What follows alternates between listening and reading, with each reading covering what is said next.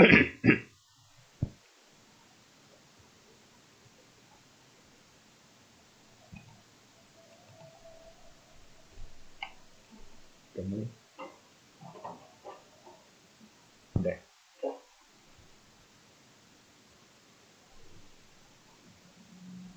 Oke.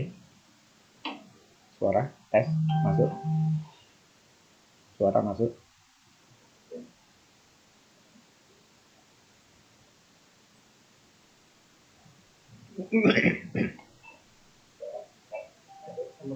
Masuk suara ya. Sudah oke suara. Oke. Bismillahirrahmanirrahim. Assalamualaikum warahmatullahi wabarakatuh. Salam sejahtera untuk kita semua dan semangat pagi.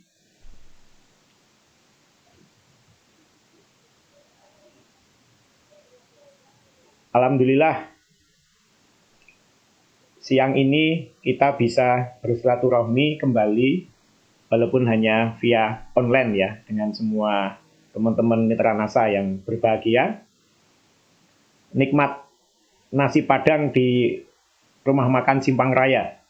Selamat datang semua mitra NASA. Ya. Semoga semua dalam kondisi yang sehat, lahir dan batin, dan tetap semangat untuk hari esok yang lebih baik. Beberapa waktu yang lalu saya dihubungi oleh Mbak Uswah ya, untuk diminta bagaimana untuk mengisi di grup ini. Dan waktu itu Mbak Uswah bilang, nanti Pak kalau jumlahnya sudah berapa gitu, saya agak lupa, pokoknya banyak ya. Puluhan ribu atau berapa begitu. Ya saya sampaikan, nggak usah nunggu puluhan ribu atau banyak gitu kan. Selama saya bisa ikut sharing ya, insya Allah saya akan sharing apa yang saya ketahui begitu. Nah maka hari ini saya diminta untuk ikut sharing yang biasanya saya pernah juga ikut beberapa kali. Ini biasanya Pak Asanto Ali ya, Pak Ali ya, kader kita yang luar biasa yang mengisi ya. Di luar itu saya belum tahu ini yang mengisi siapa saja biasanya. Nah,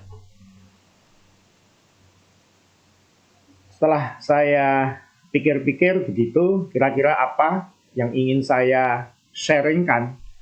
Jadi bahasa saya sharing ya.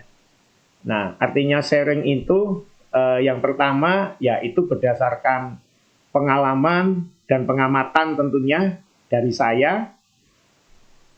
Dan yang kedua, yang namanya sharing, ya silahkan, monggo. Itu nanti kalau cocok, kalau tepat, kalau oke, ya silahkan untuk diadopsi. Tetapi kalau misalkan belum, ya bukan menjadi sebuah keharusan, ya, atau menjadi sebuah kewajiban untuk menerimanya begitu. Jadi bahasa saya adalah sharing begitu. Nah, apa yang ingin saya sharingkan pada kesempatan kali ini yang sebenarnya kalau materi yang saya sharingkan ini ideal itu ya kurang lebih 5 jam lah. Ya, paling tidak 4 sampai 5 jam lah, itu agak ideal ya, walaupun kalau disampaikan 5 hari ya bisa saja begitu ya. Tetapi paling tidak 4-5 jam itu sudah bisa lebih lengkap. Tetapi karena keterbatasan waktu ya tidak menjadi masalah. Mudah-mudahan nanti dalam waktu ya 1,5 jam maksimal 2 jam sampai asar ya, ini jam 1, kalau asar sekarang jam 3 ya, kurang lebih hampir 2 jam lah, 1 jam 45 ya, itu mudah-mudahan sudah selesai. Nah, maka untuk menyingkat waktu ingin saya sharingkan yang berkait dengan network marketing. Nah ini network marketing. Ini saya mulai dari yang basic dulu. Network marketing mungkin suatu ketika saya akan ikut sharing lagi di sini dengan materi yang lain juga gitu ya. Nah, tapi ini hari ini saya mulai dengan sharing berkait dengan network marketing. Nah, kenapa saya memilih tema ini? Karena terkadang di lapangan itu masih ada beberapa bukan kebingungan ya, tetapi ya ada juga yang bingung memang. Tapi ada beberapa yang saya harus melakukan apa dalam menjalankan bisnis network marketing ini. Saya lebih suka menggunakan istilah network marketing daripada MLM. Ya. Jadi kalau saya bilang network marketing, ini adalah MLM. Karena MLM itu adalah bagian dari network marketing. Nah, dan yang kedua, ini MLM ini juga kadang orang yang tidak paham suka menafsirkan hal-hal yang lain. Misalkan diasosiasikan money game dan seterusnya begitu. Dan pengertian network marketing ini lebih luas ya, lebih luas. Jadi di sini kalau saya sampaikan network marketing, ya ini dunia MLM. Jadi masih banyak yang saya harus melakukan apa dalam menjalankan network marketing ini. NASA sudah 20 tahun insya Allah sampai besok 1 Oktober 2022 ini ya. Insya Allah 20 tahun, Alhamdulillah. Tentu sudah banyak disampaikan oleh para upline, para leader semuanya yang luar biasa. Apalagi Pak Asanto Ali ya, ini suhu mengenai network marketing ya. Dan juga oleh para leader yang lain. Nah, di sini saya akan memberikan sharing secara global ya, apa itu network marketing, kemudian step by step-nya itu nanti bagaimana, kurang lebihnya dalam menjalankan.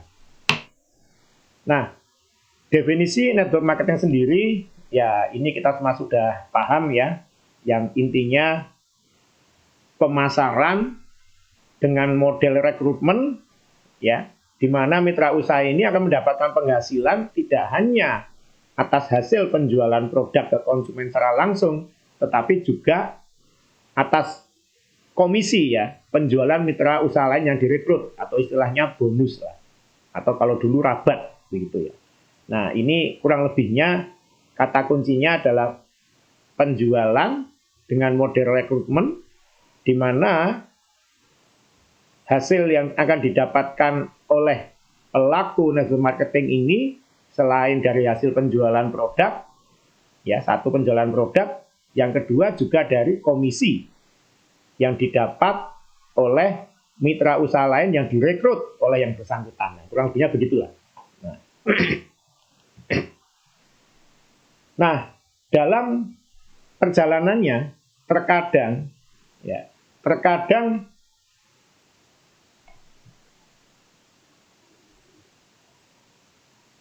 orang melihat atau bahkan mempertentangkan, dan ini tidak hanya di PT NASA saja.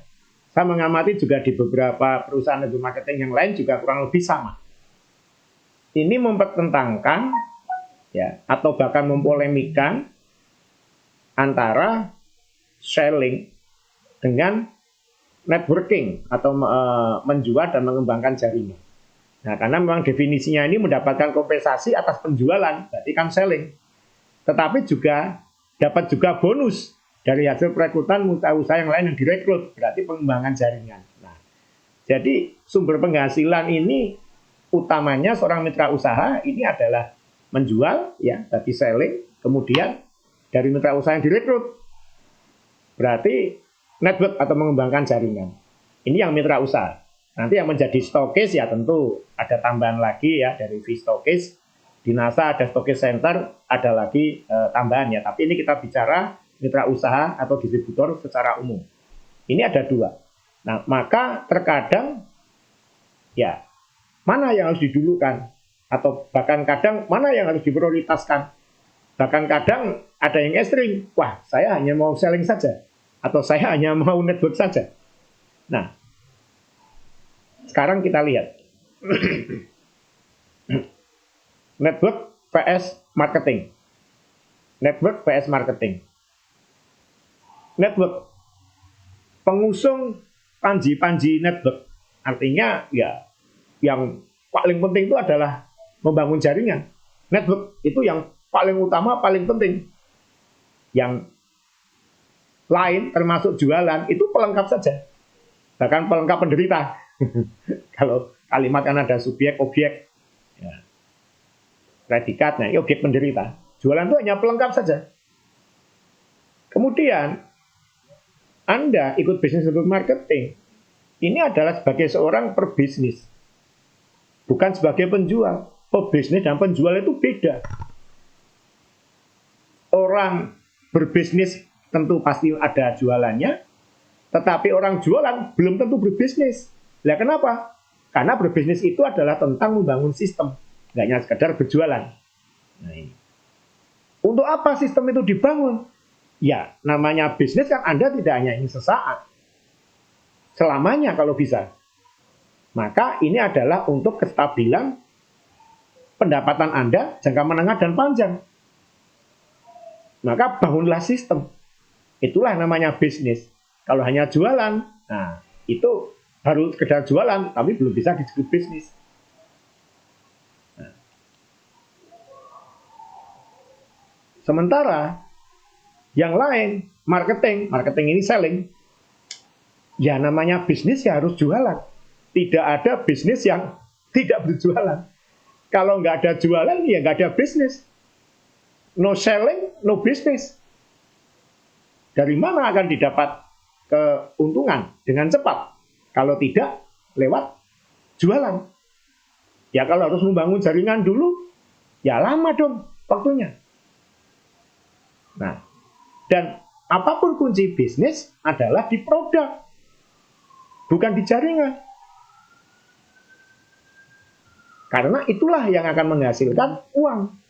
Nah, ini beberapa yang mindset atau sudut pandang yang ekstrim ya. Ini dua sudut pandang yang ekstrim, yang tadi itu di network, ini di marketing.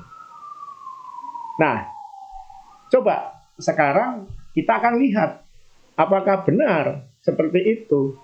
Seakan-akan selling ya atau marketing dan mengembangkan jaringan atau network ini saling bertentangan. Ya, VS ini istilahnya. Nah, kita akan lihat. Network. Network ini adalah membangun jaringan. Di MLM adalah membangun jaringan. Merekrut, membangun, merekrut, membangun, merekrut, membina, dan seterusnya. Memprospek dulu, kemudian direkrut, kemudian dibina. Dan akhirnya terbentuklah jaringan. Ya, bisnis memang nggak hanya sekedar berjualan.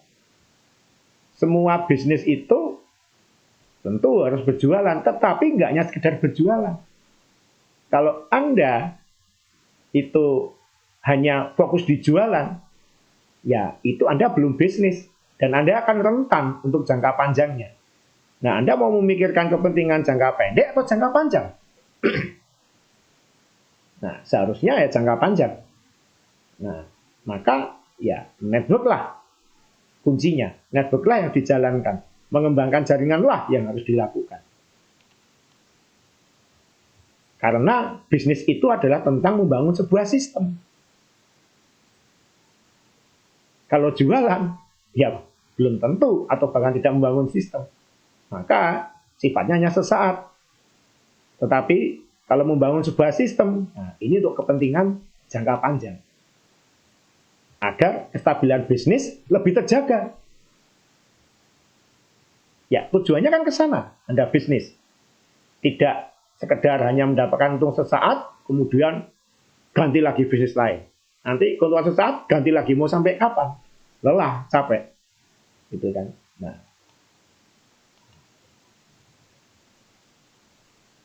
Jika sistem itu sudah terbangun, sudah terbentuk dengan mengembangkan jaringan, maka beberapa hal yang mungkin akan terjadi dalam perjalanan suatu usaha, ini bisa diantisipasi.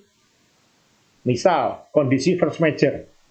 ya sedang sakit, ya tidak ada kan orang Superman nggak pernah sakit. Berhalangan sementara, ya misalkan ada kesibukan acara keluarga yang nggak bisa ditinggal dan seterusnya. Atau maaf, berhalangan tetap meninggal. Ya, sistem ini kalau terbangun, maka bisnisnya akan tetap jalan. Tetapi kalau berjualan, ketika sakit, berhalangan sementara, bahkan tetap ya selesai. Kalau yang berjualan. Tetapi ya kalau ada sistemnya, kemudian jaringannya terbentuk, ya, nah ini tetap akan bisa mendapatkan keuntungan bisnis. Dan di PT NASA sendiri ini sudah banyak buktinya. Ya, beberapa sakit yang cukup parah, misal stroke ya, sehingga nggak bisa aktif lagi, ya diteruskan oleh istrinya, oleh anaknya, tidak mulai dari nol.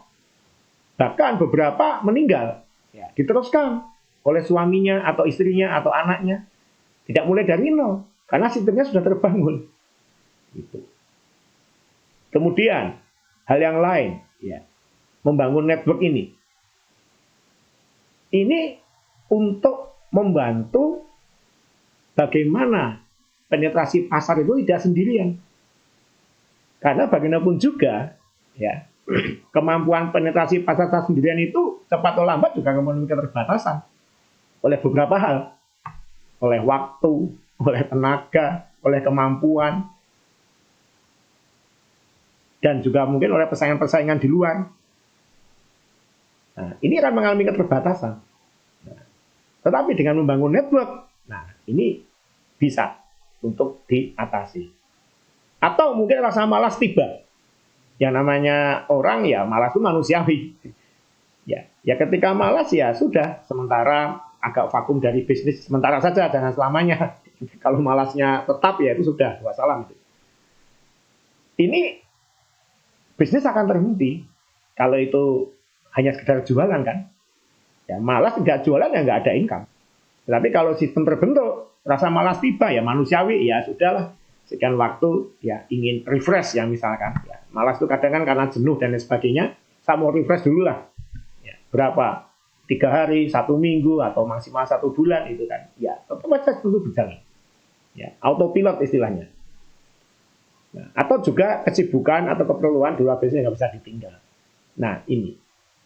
Sebagai seorang manusia yang wajar, yang normal, maka kondisi-kondisi ini ya terjadi. Force major, kemampuan penetrasi pasar, rasa malas tiba, punya kesibukan yang lain. Nah ini kalau tidak ada sistemnya, ya selesai Anda pendapatannya kalau hanya sekedar jualan. Nah, kemudian, ini juga yang penting juga. Kalau memang Anda juga tidak hanya sekedar memikirkan dalam bisnis itu uang dan uang. Apa? Secara syariah, membangun network atau jaringan, ini memberikan dimensi atau manfaat yang lebih luas. Kalau secara income jelas ya, semakin banyak jaringan, dan jaringan itu semakin tertata, ya tentu bonus dari jaringannya akan semakin tinggi. Tetapi di luar itu, manfaat mengembangkan jaringan ini mempunyai dimensi yang lebih luas lagi. Ya, kenapa? Ya, semakin banyak orang yang kita rekrut, kita bina, ya tentunya kita merekrut, membinanya tidak sendirian ya, tentu ada timnya ya, ada grup tim player ya istilahnya.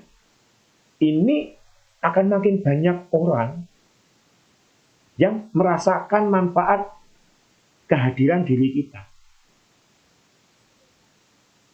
Nah, sudah jelas, sebaik-baiknya insan adalah insan yang punya manfaat untuk banyak orang. Banyak orang merasakan manfaat, diberikan ilmu, diberikan motivasi, diberikan support dan seterusnya ya, terhadap jaringannya. Ya, mestinya kalau secara matematika ya, kalau secara sesungguhnya ya itu hak prerogatif dari Yang Maha Kuasa ya, dari Allah ya. Ya, semakin banyak jaringannya ya amalnya kan semakin tinggi. Yang jaringannya cuma 10, tentu amalnya Beda dengan jaringannya 1.000, beda dengan jaringannya 10.000, beda lagi dengan jaringannya yang lebih banyak lagi. Nah, jadi salah satu amal atau pahala yang tidak pernah putus, bahkan sampai kita meninggal, ini adalah ilmu yang bermanfaat. Amal jariah. Nah, dengan semakin banyaknya jaringan, semakin banyak ilmu yang kita bisa berikan, support kita, amal kita ke jaringan, ya insya Allah, selama ilmu itu dipraktekkan oleh jaringan kita, maka andaikan pun kita kelak tiba waktunya meninggal, ya tidak akan pernah putus. Bonus di dunia yang menikmati keluarga yang ditinggal, tetapi bonus dari mengembalikan manfaat orang banyak ini, nah itu akan tetap diterima besok terus. Nah ini jikalau ini juga menjadi perhatian ya, tidak hanya sekedar materi dan materi saja. Ini yang network. Nah, bagaimana yang selling ya, atau marketing? Selling tentu suatu hal yang logik ya, suatu hal yang wajar saja bahwa selling ini ya hal yang cepat untuk mendapatkan pendapatan jangka pendek. Ya sudah, cari prospek orang, ya kalau dia memang sebagai konsumen ya konsumen, kalau sebagai network ya network direkrut. Nah sebagai konsumen ya sudah, jual. Ya, kita tahu ya tentu ada keuntungan selisih HK dan HD ya. Maka pendapatan jangka pendek ini bisa lebih cepat didapat. Nah, sehingga apa? Kalau cepat didapat, kepuasan dan kepercayaan diri dalam menjalankan bisnis itu terjaga. Logiknya orang, kalau ini mindset orang secara umum saja ya, saya nggak mengatakan yang sudah luas pandangannya, yang sudah bisa berpikir jauh ya.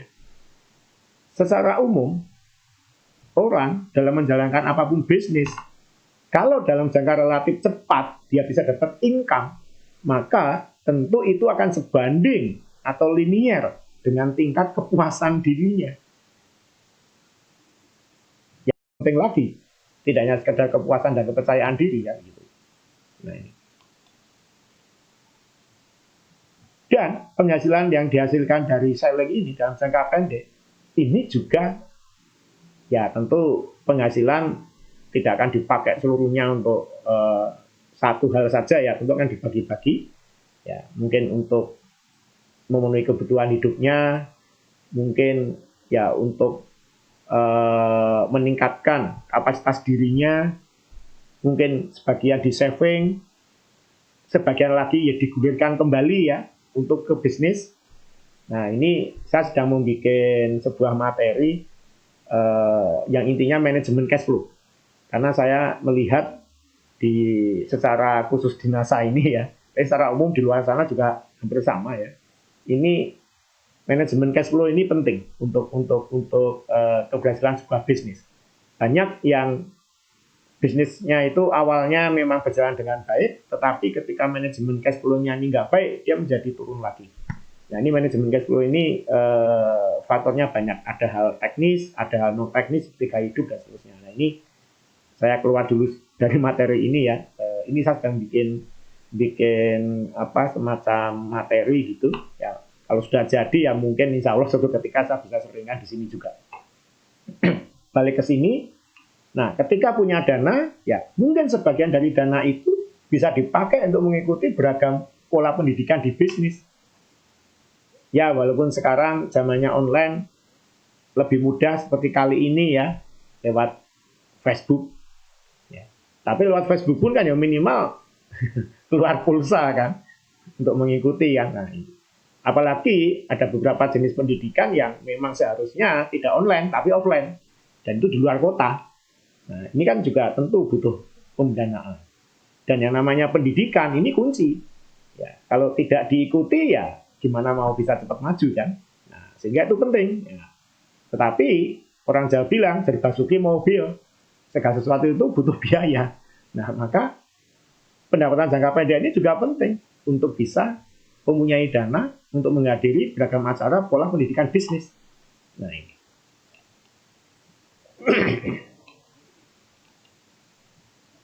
Nah, dengan pendapatan yang bisa didapatkan relatif lebih cepat dengan selling, itu akan membentuk profil diri sebagai seorang pebisnis.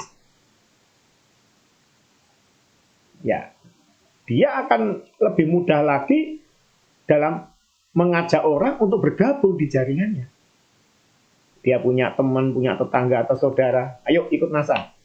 Nah, kenapa aku harus ikut NASA? Oh, ini bisnis yang luar biasa.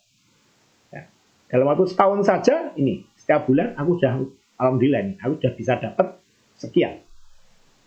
Hanya dalam kurun waktu 1 tahun saja. Dan itu pun saya ini hanya part time, tidak full time, apalagi kalau full time. Nah, profil dirinya terbentuk dan dia lebih pede lagi dalam mengajak orang untuk bergabung.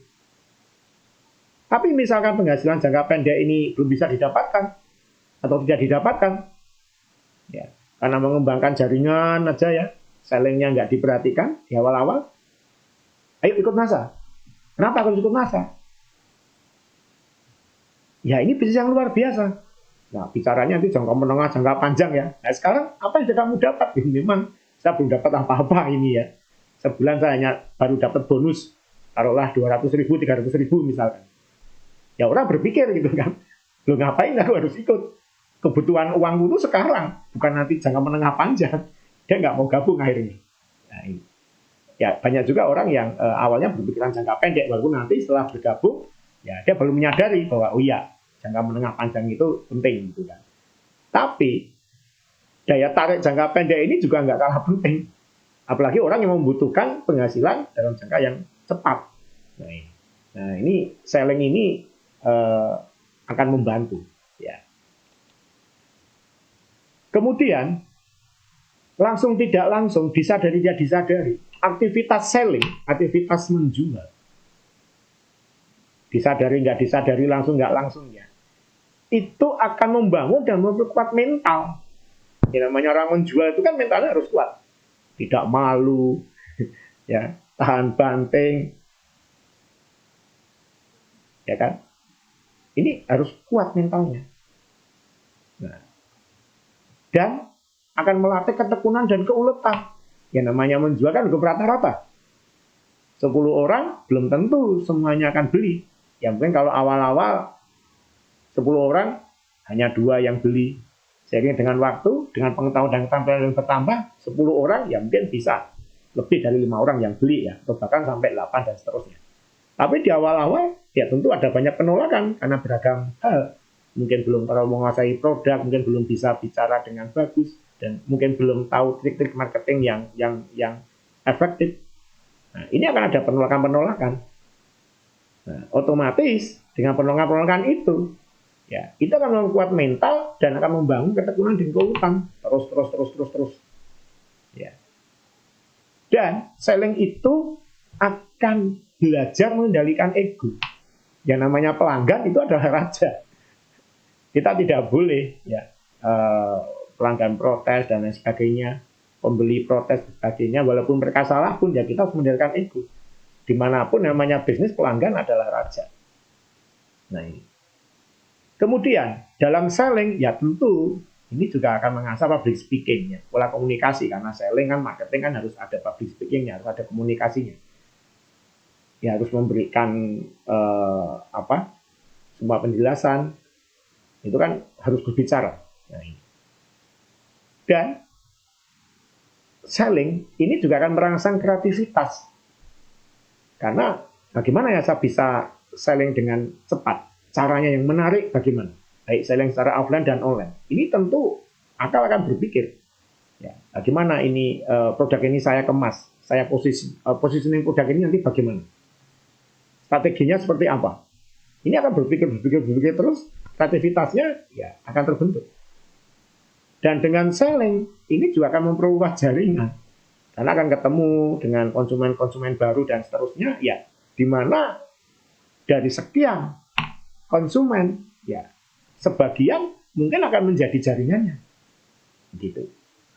Nah, memperkuat mental melatih ketekunan dan keuletan, mengendalikan ego, punya kemampuan public speaking dan komunikasi.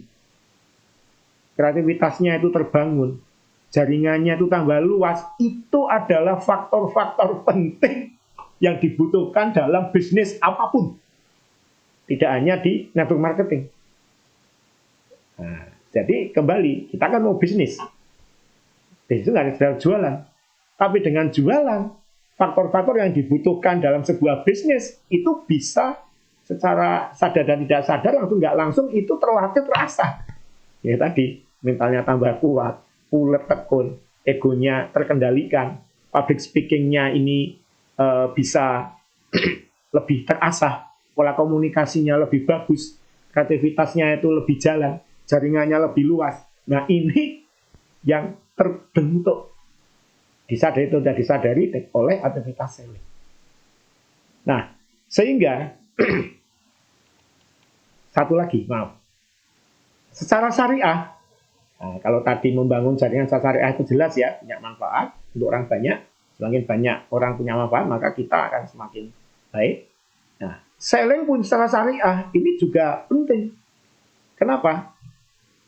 Aktivitas utama dalam bisnis network marketing yang murni ini adalah jualan. Ini diamanatkan satu oleh negara lewat Deprindak, ya. Dua oleh MUI. Ya, kita suka mendengar MLM ini kadang dirancukkan oleh masyarakat awam ya, yang nggak bisa membedakan mana MLM murni dengan mana yang money game atau semi money game. Maaf, kalau analogi saya kurang tepat ya. Ya kalau MLM murni itu domba, money game itu serigala. Banyak lagi yang semi money game, serigala berbulu domba, gitu ya. Nah, ya kalau yang MLM yang betul-betul serigala itu nggak ada produknya. Itu zaman dulu ya, sebelum tahun 2000-an itu banyak. Nah, tapi setelah tahun 2000-an masih ada. Ya, tetapi sebagian sudah bertransformasi ada produknya. Tapi produk itu hanya untuk kamuflase. Produk ini bisa berwujud barang atau jasa ya. Produk itu nggak mesti dalam wujud 3 dimensi ya. Bisa barang atau jasa. Ada produknya untuk kamuflase. Tetapi aktivitasnya yang utama bukan berjualan produk. Walaupun ada produknya. Ya, aktivitasnya dari perekrutan. Karena memang money game itu sumber penghasilan utamanya adalah dari perekrutan. Nah, maka saya katakan serigala berbulu domba. Nah, maka bicara MLM itu halal atau haram, nah, ini di Indonesia MUI sudah mengeluarkan fatwa dari tahun 2011, di mana di situ MLM yang benar itu harus memenuhi 13 kriteria. Di antaranya adalah aktivitas utamanya harus berjualan. Nah ini. Jadi kalau ingin kegiatan itu sesuai dengan syariah atau dikategorikan MLM yang halal, ya kegiatan utamanya ya berjualan. Nah, lalu bagaimana dong? Ada pertanyaan ya. Dengan pengembangan jaringannya, tidak masalah. Kan tadi network marketing ini kan juga kepentingan, network ini kan kepentingan jangka panjang ya. Ketika kita merekrut, nah ini sharing saya ke semua teman-teman ya, agar aktivitas kita di MLM ini syariah itu masuk halal. Ya. Ketika kita merekrut, niatkan, ini ya, awalu biniat ya, niatkan bahwa saya tetap mau berjualan, tapi secara berjamaah. Maka saya mencari downline, saya mencari jaringan, dan saya membina jaringan. Nah, itu insya Allah sudah berjualan juga. Ya, tapi secara berjamaah. Dan memang produk yang dijual kan, produk yang benar kan. Nah, ini, jadi kita tidak masuk ke money game. Nah, jadi ketika kita berjualan sendiri, secara langsung ke konsumen, jelas ya, itu berjualan.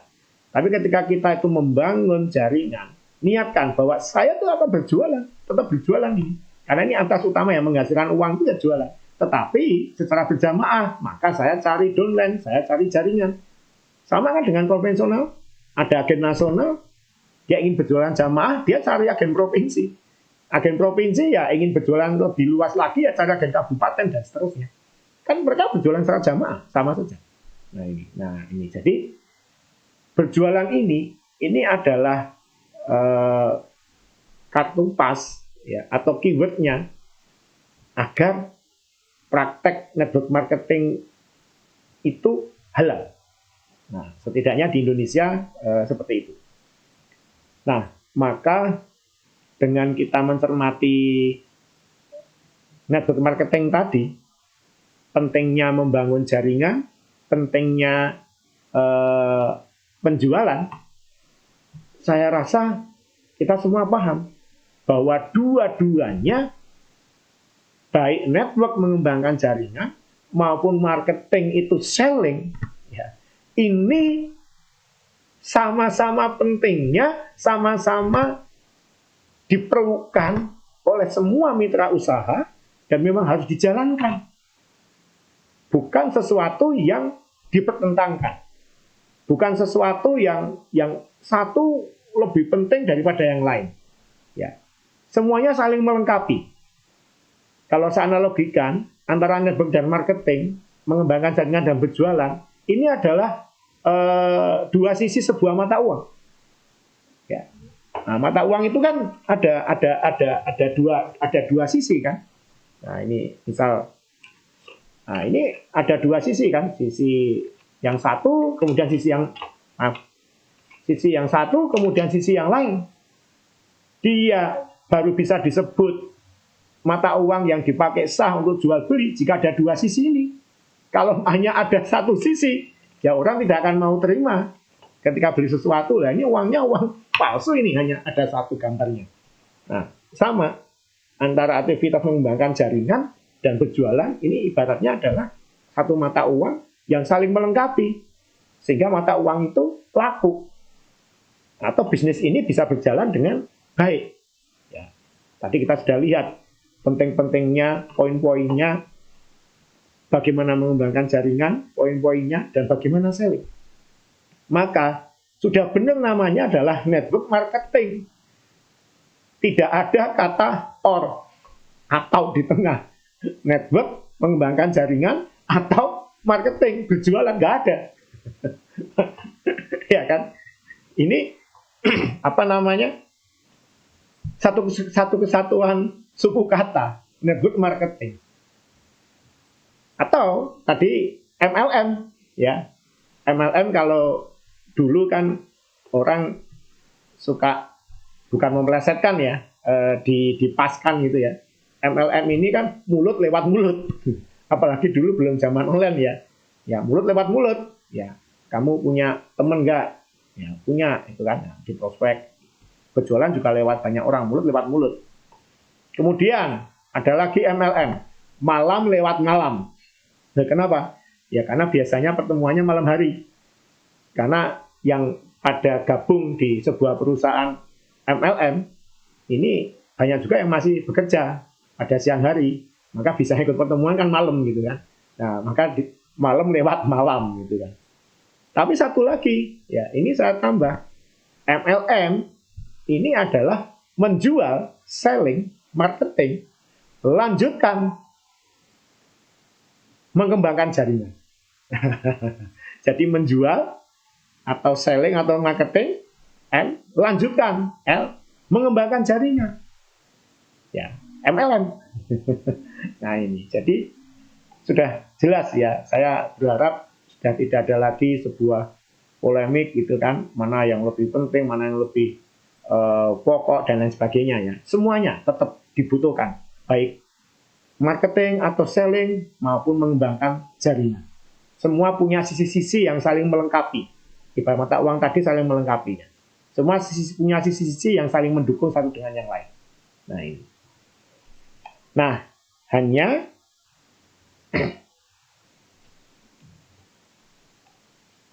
sekarang bagaimana penerapannya? Ya, penerapannya dalam menjual, penerapannya dalam mengembangkan jaringan, dalam prakteknya. Nah, yang tadi saya terangkan di awal tadi itu baru pembukaan D45. Ini kita baru masuk ke batang tubuh ya. Nah, batang tubuhnya apa? Ya, 3M. Saya berikan nama ini 3M gitu ya. memulai, membangun, dan mempertahankan. Jadi inilah step by step yang secara umum, ya. Ini maaf, yang saya sampaikan ini secara umum, ya. Kalau yang detail itu nanti wilayahnya para leader masing-masing, ya. Yang wilayahnya para masing-masing jaringan itu akan lebih detail lagi, ya. Saya tidak berani masuk terlampau dalam karena itu sudah wilayahnya masing-masing leader, masing-masing jaringan. Ini saya secara umum saja. Semua akan berasal dari memulai, ya. Kemudian step berikutnya membangun bisnis ini, dan harus dipertahankan. Gitu. Memulai, membangun, dan mempertahankan. Nah, memulai. Memulai ini kalau di NASA, ya walaupun ini bukan menjadi sebuah patokan yang baku ya atau kaku ya, tapi kira-kiranya saja. Memulai itu kalau peringkatnya itu ya masih distributor sampai super manager lah. Ini kategorinya memulai. Kemudian dia membangun jaringan. Ini ya gold manager sampai crown diamond lah. Dan mempertahankan. Nah, ini EDD sampai CDD. Nah, ini kurang lebihnya, tapi ini bukan patokan yang harus begini atau baku. Ini kira-kiranya saja seperti itu. Memulai sekarang. Memulai ini apa yang harus dilakukan? Nah, 3M juga. Hari ini kita 3M ya. 3M. Garis besar adalah mempelajari produk, knowledge produk. Ya kenapa? Ya orang tentu akan menjual harus paham dulu produknya dong. Itu. Kemudian mempelajari sistem network bisnis, ya karena akan bergabung dalam sebuah bisnis. Jadi ini bisnis apa? Itu harus paham secara garis besarnya terlebih dahulu. Maka sistem network ini harus dipelajari. Ini bukan sistem bisnis konvensional kan? Nah, sehingga kalau konvensional mungkin orang sudah banyak paham kan? Oh iya, konvensional seperti itulah. Nah, tetapi ini adalah bisnis jaringan. Nah, ini harus dipelajari di awal secara teorinya terlebih dahulu ya. Nah, ini harus dipahami dulu. Dan tentu dibutuhkan juga ya memotivasi diri. Karena ini langkah awal ini ya orang harus punya motivasi yang tidak hanya kuat tapi betul-betul mendasar. Mulai membangun impian di sini. Impian terus mulai dimunculkan di sini untuk bisa memotivasi diri. Nah, product knowledge misalkan, ini saya hanya secara global saja ya. Ini penting apa aspek manfaat produk. Nah, kalau manfaat ini sharing saja di sini ya. Yang disampaikan itu jangan hanya manfaat, tetapi juga manfaatnya manfaat. Atau mungkin lebih jauh lagi manfaatnya lagi. Kan seperti itu misalkan. Nah, misalkan di proenzim. Ini produk kandungannya lengkap. Enzimnya jenisnya ini misalkan. Itu baru manfaatnya saja. Tapi manfaat-manfaatnya apa? Manfaat dari manfaat. Nah, dengan kandungan yang lengkap ini, maka akan membantu taraf kesehatan Anda, misalkan begitu ya. Atau kalau yang sakit, ini akan membantu menyembuhkan. Ini manfaat-manfaat. Tapi ini bisa di-breakdown lagi, manfaatnya lagi. Ya, kalau kesehatan itu terjaga, maka aktivitas keseharian kita tidak akan terganggu. Sehingga ya bekerja bisa lebih optimal.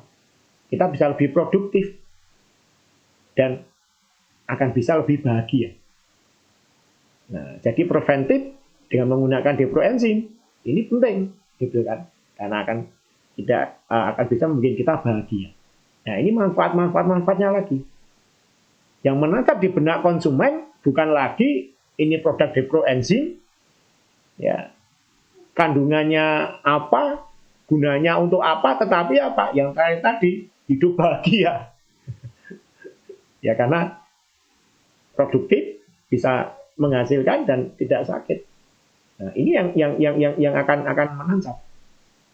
Dan juga mungkin yang sakit ya. Nah, kalau ini bisa membantu penyembuhan, Anda bisa produktif lagi, keluarga bisa senang, semuanya bisa happy. Yang akan menancap di benak si konsumen itu adalah yang dekat dengan kesehariannya apa ya, bahagia tadi. Bisa dia bisa produktif lagi, bisa beraktivitas seperti sedia kala lagi. Nah ini manfaat dan manfaatnya. Contoh yang lain misalkan pupuk NASA. Ini pupuk kandungannya lengkap, bla bla bla bla bla, ada enzim, ada hormon, ada unsur mikro dan seterusnya, ada asam humat dan seterusnya. Yaitu baru manfaat, baru kandungannya saja. Manfaatnya nanti apa? Ini bisa menaikkan produksi. Oke, ini manfaat dari manfaat. Tapi ini bisa di breakdown lagi. Ya, kalau produksinya Bapak naik, panen Bapak berhasil, maka pendapatan Bapak itu akan bertambah.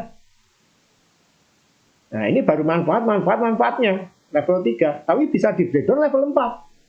Kalau penghasilan Bapak bertambah, Pak, nanti dalam kurun waktu 3-5 kali panen, Bapak bisa ganti motor yang baru atau bahkan bisa beli mobil.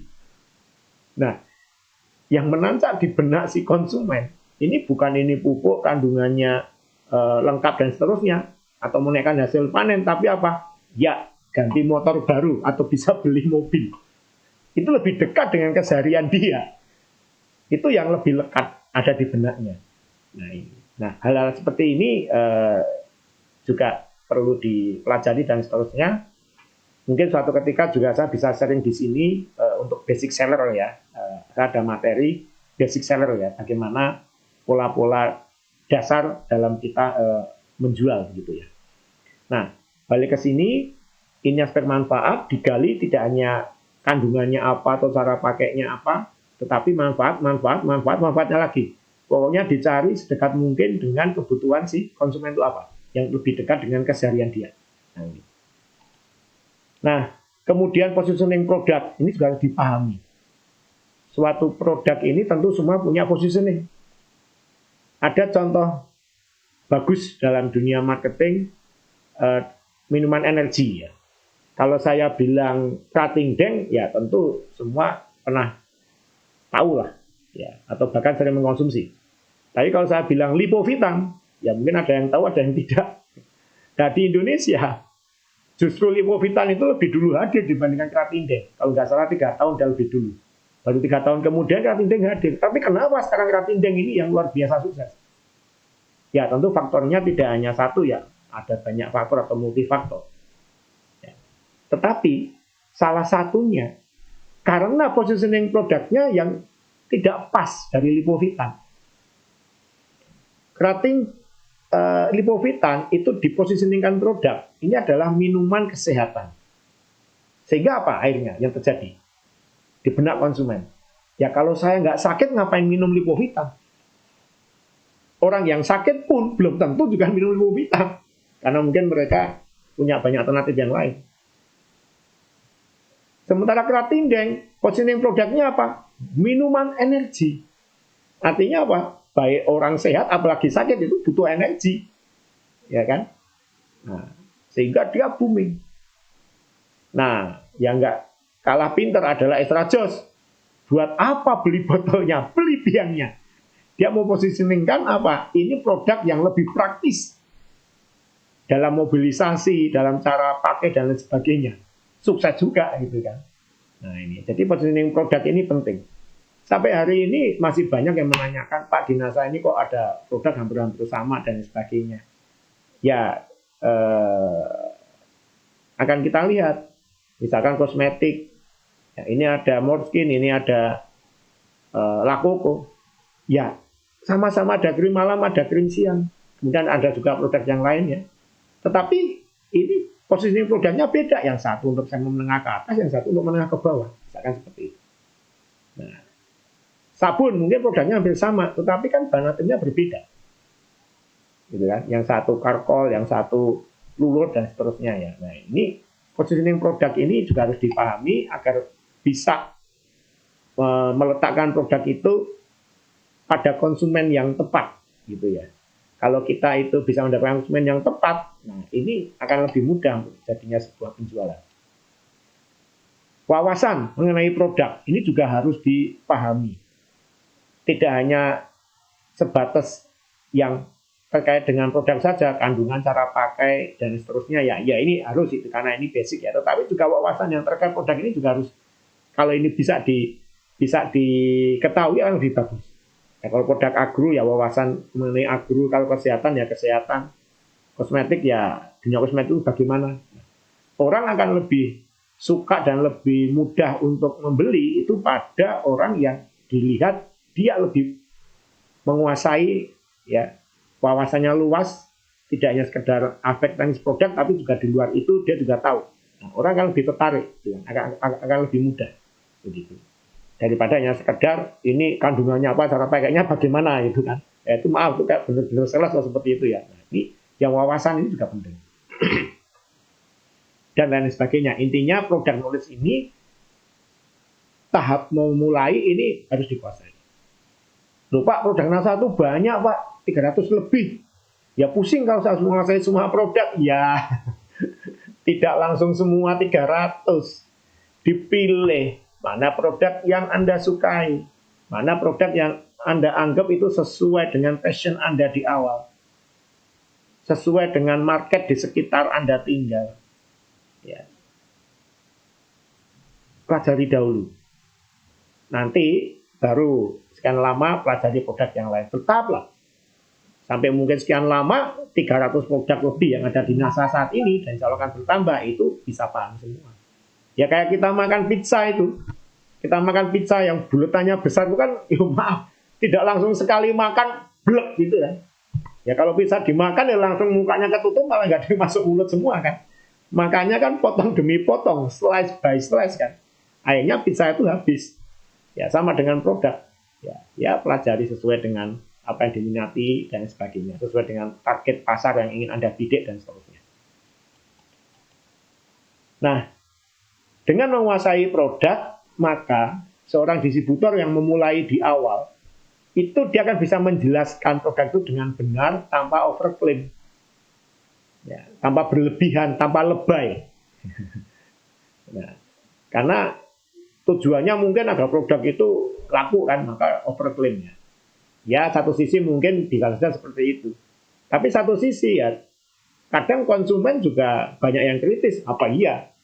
Ini katakan produk kesehatan itu sapu jagat misalkan gitu kan.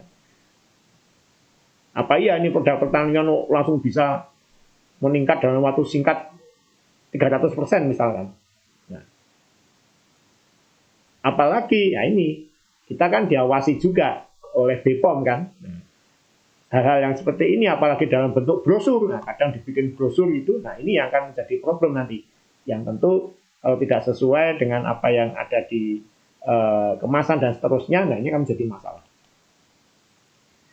Dengan menguasai produk knowledge tentu kita bisa menjawab pertanyaan ya, jelas, dan bisa menjawab keberatan konsumen. Ya, tentu konsumen ada pertanyaan, ada komplain dan seterusnya, atau mungkin mau menolak, menolaknya di mana ya kalau kita paham produknya kita bisa jelaskan lagi. Gitu. Nah, dan tadi bisa menyasar konsumen yang tepat. Nah, mana konsumen yang tepat? Nah, kita karena kita tahu produknya, kita paham, oh yang ini untuk konsumen yang di sana, yang ini konsumen yang itu sebaiknya. Nah, ini harus paham dulu positioningnya. Kemudian sistem bisnis, ya tentu harus paham apa itu network bisnis ya. Setelah paham itu apa network bisnis, yang kedua setidaknya secara garis besar dulu di awal, nanti makin lama makin didalami ya, marketing plan. Ya, karena dengan paham marketing plan, maka juga akan paham bagaimana ini saya harus membangun nanti ke depan pengembangan jaringan. Ya, jadi di awal ini juga tidak terus hanya fokus di selling saja, tidak. Ya, maaf, tidak hanya sekedar berjualan saja. Ya, oke, itu menjadi fokus, tetapi juga mempelajari pengembangan jaringan juga. Karena ini kita kan akan berpikiran jangka menengah panjang ya. Jadi kita harus belajar mulai dari awal.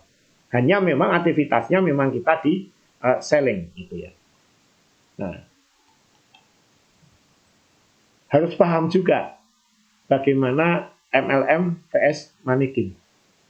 Nah, ini ya kalau dari dulu sampai sekarang ini memang banyak orang yang belum paham ya apa itu beda MLM dan manekin dan seterusnya. Nah, sehingga ya ini harus dipahami. Nah, dan di PT NASA kita sudah menyusun sebuah buku ya yang dulu sempat kita bagikan. Nah, kalau masih nanti ingin menghendaki, kantor juga masih melayani, yang kita beri judul agar tidak gagal paham mengenai MLM ya. Nah, di situ sudah dijelaskan dengan detail, dengan rinci saya rasa ya apa itu bedanya MLM dengan manekin. Nah, kemudian bagaimana tahapan menjual, tahapan membangun jaringan, marketing plan tadi ya. Nah, kemudian mengetahui juga macam-macam pertemuan itu isinya apa. Ya, misalkan home sharing itu apa, KDI itu apa, leaders cup itu apa,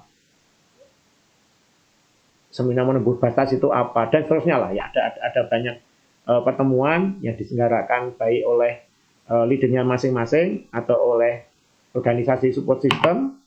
Nah, organisasi support system itu di NASA ini ada banyak.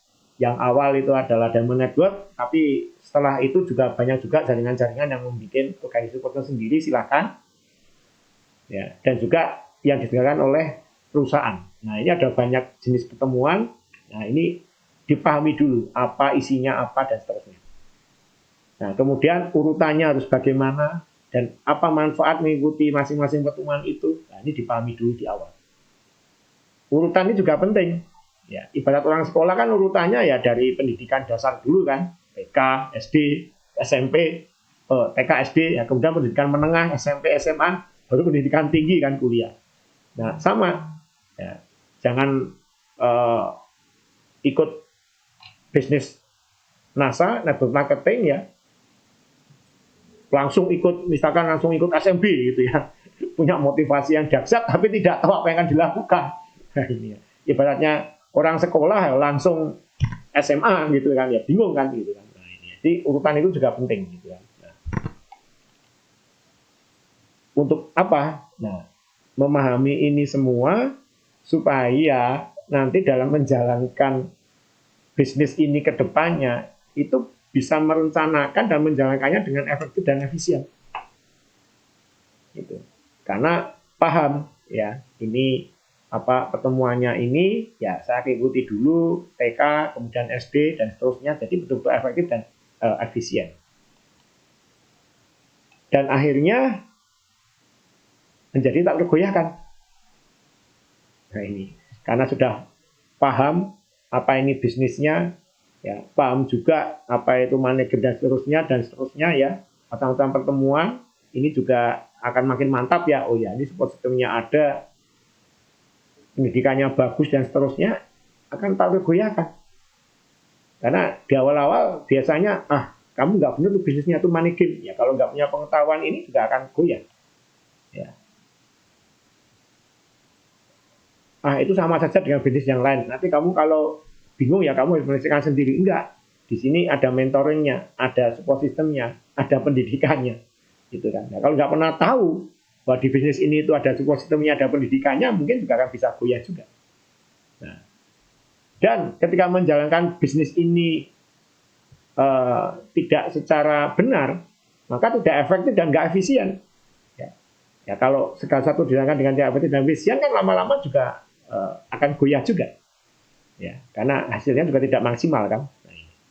Nah, ini sistem bisnis itu pentingnya di situ.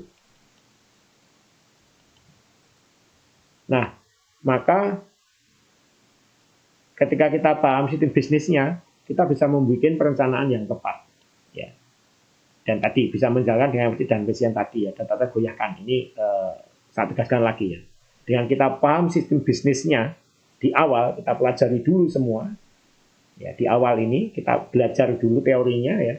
Kita bisa membuat perencanaan dengan tepat, step by step-nya ke depan dalam mengembangkan bisnis, strateginya bagaimana, yang itu akan efektif dan efisien karena paham apa yang akan dilalui, direncanakan dengan tepat, dan akhirnya juga nggak mudah goyah di dalam perjalanan meniti karir di bisnis MLM ya. Nah, motivasi tentu harus dibangun di awal, dan tidak hanya di awal, selamanya kalau motivasi ya, apalagi di awal gitu ya. Nah, ini harus dengan motivasi. Maka ya niatkanlah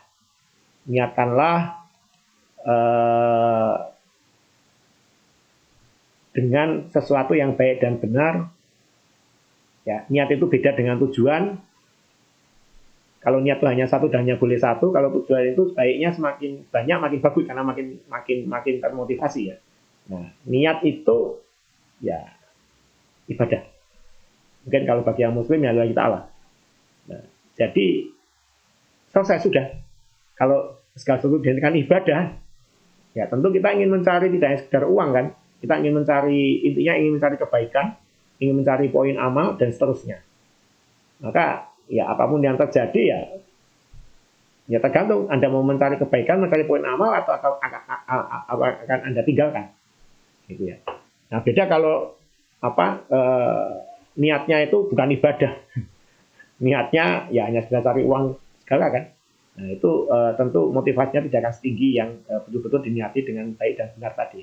Nah, baru tujuan, ya tentukan tujuan ya masing-masing orang dreamnya beda-beda ya. Nah, silakan cari mana dream masing-masing, tetapi sharing saya di sini, dream itu jangan hanya yang bersifat materi ya. Dream yang bersifat materi itu memang harus, dan itu manusiawi. Tetapi saya rasa tanpa dicari itu pun akan muncul dengan sendirinya kalau dream yang sifatnya materi ya. Tapi carilah juga dream yang sifatnya non materi. Ternyata tujuan non materi ini juga memberikan semangat yang juga tinggi. Ya, NASA ini punya mitra binaan namanya Mbah Mangku. Ya, dia punya sepetak sawah di tengah kota. Dia tidak mau menjual sawah itu, walaupun dia harus mengejarnya dengan susah payah. Karena beliau sudah tua, cari tenaga kerja juga susah kan. Susah payah dia mengerjakan sawah itu. Kemudian juga tiap tahun harus memikirkan bayar pajak karena sawahnya di tengah kota. Mahal pajaknya, disamakan dengan perumahan mewah yang ada di sekitarnya. Dan tiap hari dia ya jenuh, harus menerima tamu, menjawab telepon orang-orang yang mendesak tanahnya dijual, karena itu satu-satunya bidang tanah kosong yang ada di wilayah tersebut. Tetapi Mbah Mangku tidak mengindahkan itu semua. Dia tetap mengerjakannya sebagai sawah. Kenapa? Karena dia punya impian non materi. Dia punya sebuah idealisme yang menghasilkan prinsip dan sikap dan tindakannya apa. Ya, dia bilang ke saya, "Nak, kalau semua petani menjual sawahnya, siapa yang akan ngasih makan orang Indonesia?"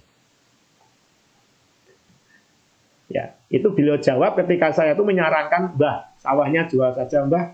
Ini loh, uang Mbah itu dapatnya banyak ini. Saya hitungkan nih Mbak ya, dengan uang yang dihasilkan dari jual sawah ini, Mbak investasikan. Hasilnya itu setidaknya 5 kali lipat, Mbak. 5 kali lipat dibandingkan Mbak susah payah ngerjain sawah. Mbak tinggal tidur saja, pasif income, sudah tidak usah memikirkan bayar PBB karena sawahnya sudah dijual, nggak usah susah-susah menerima tamu karena sawahnya sudah dijual. Dan Mbak sudah sepuh, sudah nggak ada tanggungan kan, sudah tinggal menikmati hari tua saja." Tapi itu ditolak. Kenapa? Ya tadi itu, siapa yang akan memberikan makan orang Indonesia kalau semua petani itu menjual sawahnya? Nah, saya tidak mau kalah. Kalau gitu gini aja Mbah, sawahnya dijual, uangnya bagi dua. Sebagian diinvestasikan, sebagian beliin sawah baru, tapi di pinggir kota. Mbah punya passive income, tak hitungkan minimal hasilnya 2-3 kali, tapi Mbah tetap bisa berkarya untuk bangsa, memberikan makan orang Indonesia, sesuai ketentuan Mbah sebagai petani. Itu pun ditolak. Iya, usulan ini lebih masuk akal. Tetapi, ya, kalau semua tanah kosong di kota dijual, kemana air hujan akan meresap, maka banjir akan terjadi di kota. Luar biasa. Ya. Apakah yang pertama tadi Mbak Mangku mencermai saya ketahanan pangan, siapa yang memberikan makan orang Indonesia. Yang kedua Mbak Mangku mencermai saya lingkungan hidup. Ya, kota kan banjir kalau semua sawah itu jadi bangunan. Kalau saya yakin kalau sawah ini saya jual, yang beli pasti akan didirikan bangunan, entah perumahan, entah toko atau apa. Ya kan? Memberikan makan orang Indonesia, menghindari kota nggak banjir itu bukan uang. Itu adalah non materi. Tetapi itu Mbak Mangku lebih memilih itu. Walaupun tiap hari dia harus berpeluh keringat, berhujan-hujan, berpanas-panas. Ya kan? Tiap tahun ya pusing juga memikirkan dari PBB. Ya pusing orang mahal, dan yang ditanami padi lah. Coba kalau boleh tanami ganja, murah itu kan. Dan dia harus menerima tamu, maklar tanah, developer dan seterusnya. Ya kan? Itu diabaikan. Nah, jadi tujuan ini suatu hal yang penting dan akan lebih bagus, tidak hanya materi tapi juga non materi seperti yang Mbak Mangku tadi. Saya rasa kalau seorang insan itu sudah bisa menemukan tujuan non materinya atau IPS-nya, idealisme prinsip sikapnya, andaikan pun dia itu tidak pernah ikut seminar-seminar yang bisa menginspirasi dan memotivasi, andaikan pun dia itu tidak sempat baca-baca buku yang bisa menginspirasi dan memotivasi, andaikan pun dia nggak pernah ketemu orang secara langsung yang bisa memotivasi dan menginspirasi, tapi kalau seorang insan itu sudah menemukan tujuannya, tidak hanya materi, tapi juga tadi non materi atau IPS tadi, saya rasa, ya, tanpa itu semua, dia akan tetap tegar, bagaikan batu karang yang tidak lekang, tidak lapuk, tidak hancur, diterjang ombak sebesar apapun, dalam memperjuangkan apa yang ingin diraihnya. Nah ini, maka tujuan ini carilah, ya materi oke, tapi biasanya itu sudah otomatis, tapi non materi atau IPS tadi, sebuah idealisme yang menghasilkan prinsip dan menghasilkan sikap tindakan. Nah ini. Nah, dengan demikian maka akan muncul komitmen, ya kan? Nah, komitmen itu untuk apa? Untuk konsisten. Jadi konsisten ini adalah hal yang sangat penting untuk kesuksesan apapun. Banyak orang sukses di bidangnya masing-masing itu bukan orang yang paling pandai, bukan orang yang paling cerdas, bukan orang yang paling bekerja keras, tetapi adalah orang yang konsisten, orang yang paling konsisten. Nah, konsisten ini adalah selambu tipis yang memisahkan antara orang yang sudah berhasil dengan yang belum berhasil. Dan kuncinya memang di konsisten. Olahraga yang baik bukan yang tanggal 1 3 jam, tanggal 5 berikutnya libur, tanggal 5 baru olahraga lagi, tanggal 6 libur, tanggal 10 baru olahraga, ini enggak. Walaupun 30 menit, tapi tiap hari. Minimal seminggu 3-4 kali konsisten. Amal yang baik bukan berarti yang besar, kemudian nggak pernah beramal lagi. Ya, itu lebih baik daripada nggak pernah beramal ya. Tapi walaupun kecil, ya konsisten. Jadi konsisten ini kunci ya apapun keberhasilan, termasuk di bisnis networking ini. Nah, jadi sekali lagi banyak terjadi orang-orang yang berhasil itu bukan orang yang paling pandai, orang yang paling cerdas, atau orang yang paling bekerja keras, tapi orang yang konsisten. Nah, setelah itu baru action. Nah, action ini seorang distributor awal ini memang harus punya kemampuan untuk prospecting. Ya, kemampuan memprospek ini ya mengidentifikasi orang, siapapun itu, saudara, teman, atau orang baru, atau orang yang nggak pernah dikenal, ketemu di tempat umum, dan seterusnya ya. Ini harus punya kemampuan untuk memprospek. Nah, ketika sudah action, nah ini akan dilihat. Memang di awal-awal fokus seorang mitra usaha yang baru gabung di awal ini memang fokusnya adalah selling ya, fokusnya adalah menjual. Tapi jangan ditutup ya, dia harus beli. Kalau artinya gini, dia harus selamanya akan menjadi seorang konsumen. Kalau misalkan dilihat kok ternyata dia itu ada ketertarikan, bahkan antusias, atau dia punya potensi untuk direkrut menjadi seorang pebisnis, jaringan atau networker, ya rekrutmen menjadi domain kita. Ya, jadi prospek ini akan berujung dua kan. Oh ya ini dia saya jadikan konsumen, ini bisa saya rekrut. Tetapi mindsetnya seorang distributor di awal ini memang menjual dulu. Nah, bukan berarti yang akan direkrut menjadi jaringan itu ditutup mati. Ya. Ditutup pintunya itu kan. Nah, karena dia memang potensi, ya dia menjadi konsumen terus ya, dia suatu ketika ada orang lain, dia bisa datang ke orang lain, padahal kita pertama kali kan kenal dengan dia. Nah, itu. Maaf. Jadi menjual ini menjadi fokus memang di awal. Setelah menjual, ya harus diedukasi. Ya apa itu produk dan sebagainya tadi ya, dengan paham mengenai produk dan melayani konsumen dengan baik dan benar. Intinya service excellent. Oh ya, nanti suatu ketika mungkin saya bisa sharing di sini materi mengenai service excellent ya. Nah, bagaimana melayani di luar ekspektasi yang diharapkan oleh konsumen, ya seperti itu ya. Service excellent. Nah, kenapa? Karena pelanggan itu akan memberikan keuntungan lebih tinggi ya daripada orang yang hanya sekedar beli 1 kali 2 kali. Dan kedepannya pelanggan itu bahkan mungkin saja akan menjadi jaringan kita gitu ya. Nah, jadi pelayanan ini penting. Nah, jangan hanya menjual ya, diedukasi dan akhirnya dilayani. 3M juga. Ini maaf, ini hanya globalnya saja karena waktu ya. Nah.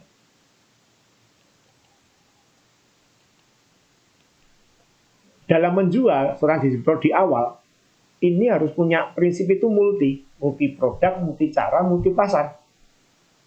Multi produk, ya jangan hanya produknya itu saja atau satu kategori saja. Ya mentang-mentang laki-laki misalkan, masa saya jual kosmetik, nggak masalah. Gitu.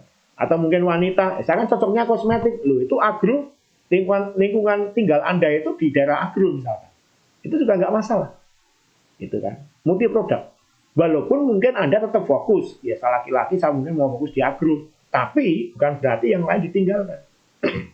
Fokus itu bukan berarti 100%.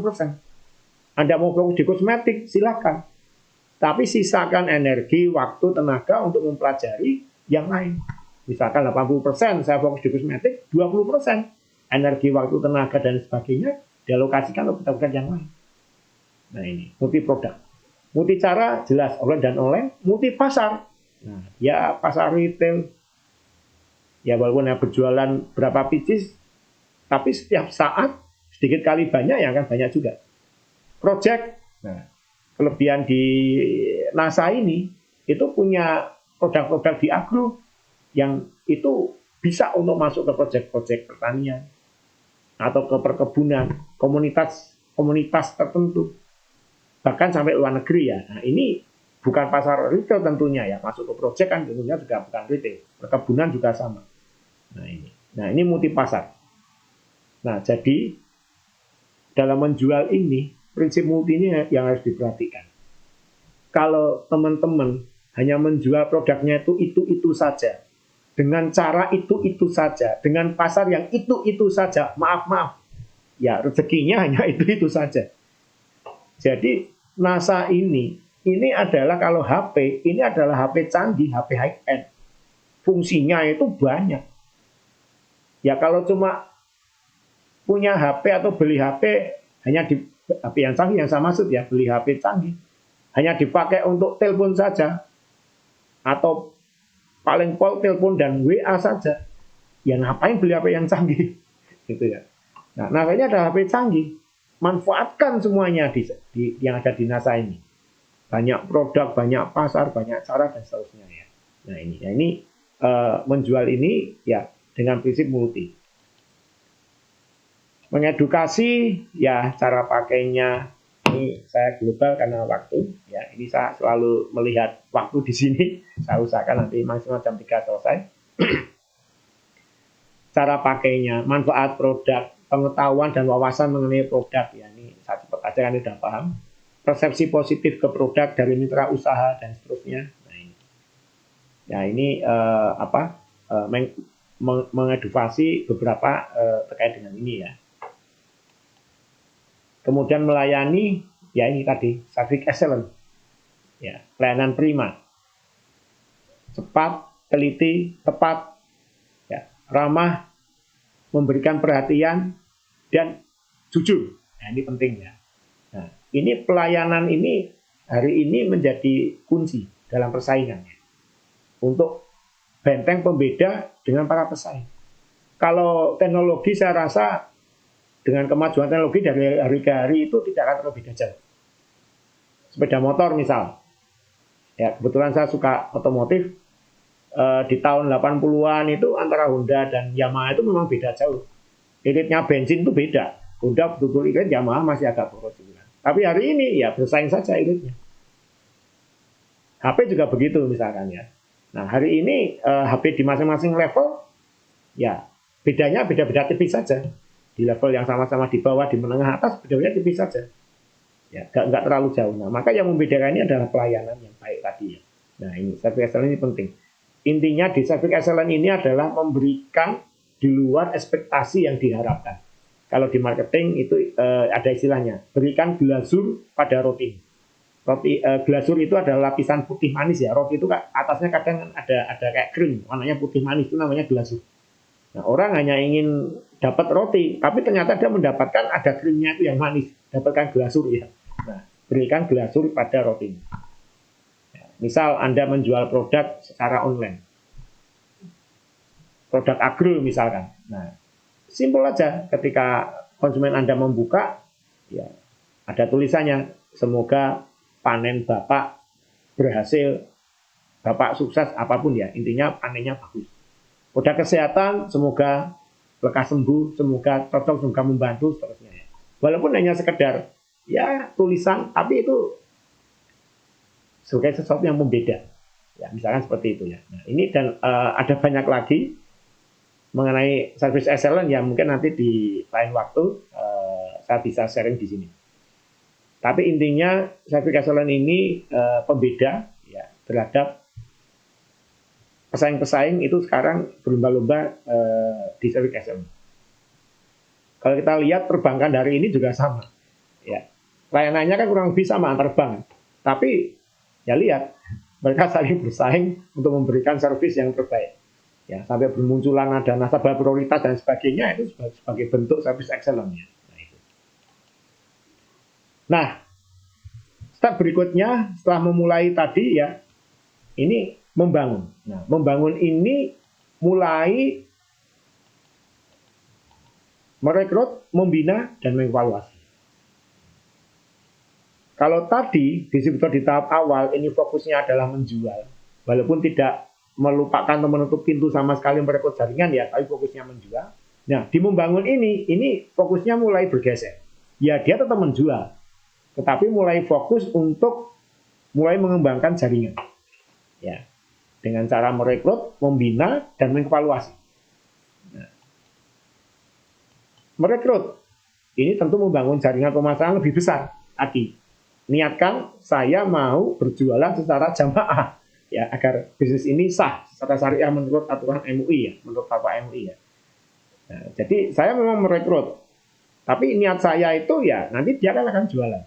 Dan yang saya rekrut itu akan cari downline lagi ya, downline kan jualan. Jadi niatnya adalah saya mau berjualan secara jamaah.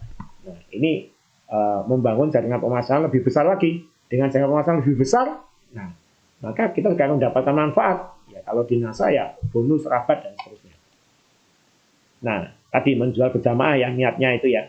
Nah, dan otomatis saya juga akan menjual secara tersistem.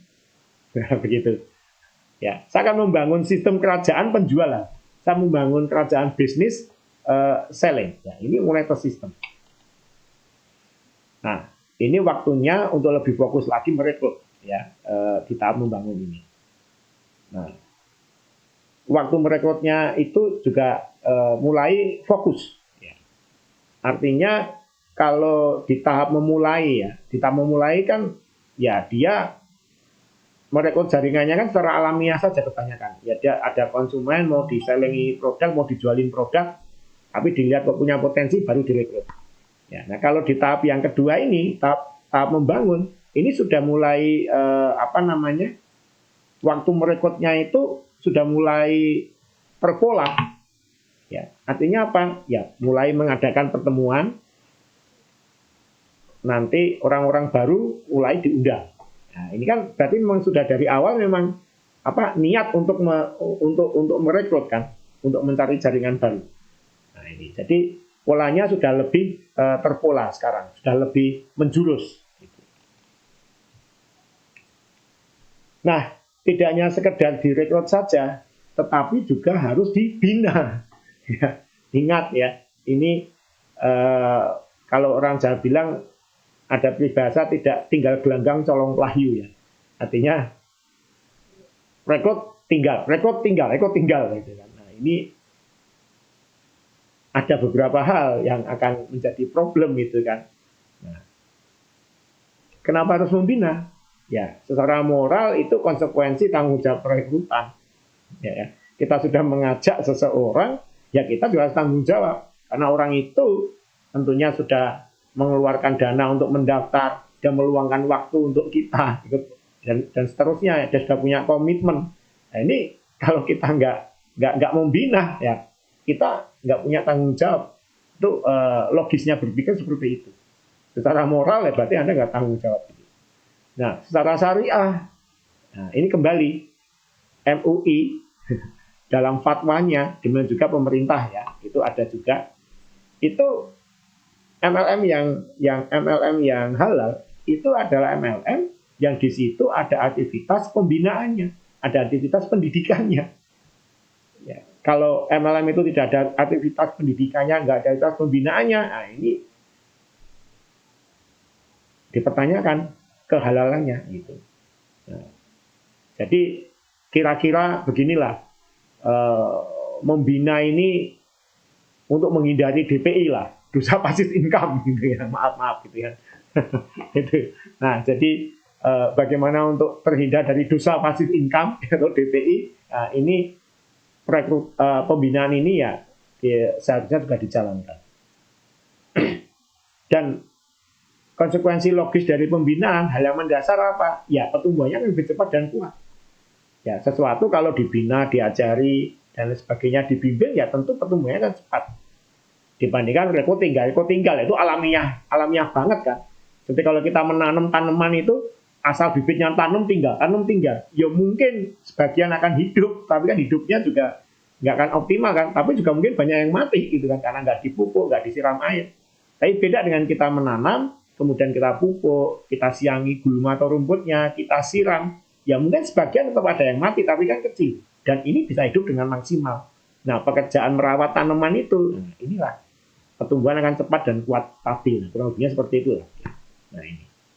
Nah, tentu dalam membina ini ada secara aktif dan pasif ya. Kalau aktif, ya ini, bikin, ya awalnya mungkin ketika jaringan masih sedikit, ya kita sendiri yang menjalankan. Tapi ketika jaringan makin besar, ya harus dibentuk tim. Ya, saya mengambil istilah dari para leader ya, itu dibentuk good team player, gitu kan. Nah, berjenjang. Ya, nah, ketika jaringan makin besar lagi, jenjangnya makin banyak, gitu kan. Nah, misalkan kalau ibarat pendidikan, nah, tim pertama, nah, Anda tugasnya memberikan pendidikan ke yang kelasnya masih SD, TK SD.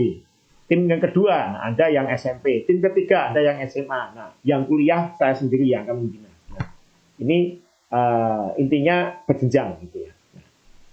Dan teamwork. Secara pasif, ya harus meluangkan waktu untuk konsultasi. Ya, konsultasi itu harus dilakukan, ya, karena ini yang penting ya. Nanti kita akan lihat di sesi yang di tahap berikutnya ya. Nah, tapi mulai di tahap ini di tahap membangun ini konsultasi ini sudah menjadi satu poin yang penting ya. Itu yang pasif itu harus dilakukan dalam pembinaan. Nah, kemudian mengevaluasi, ya tentunya mana yang sudah tepat, mana yang belum yang dilakukan, mana yang sudah berkembang, mana yang belum, jaringan mana yang sudah berkembang, kenapa dia bisa berkembang, mana yang belum berkembang, kenapa dia kok nggak berkembang.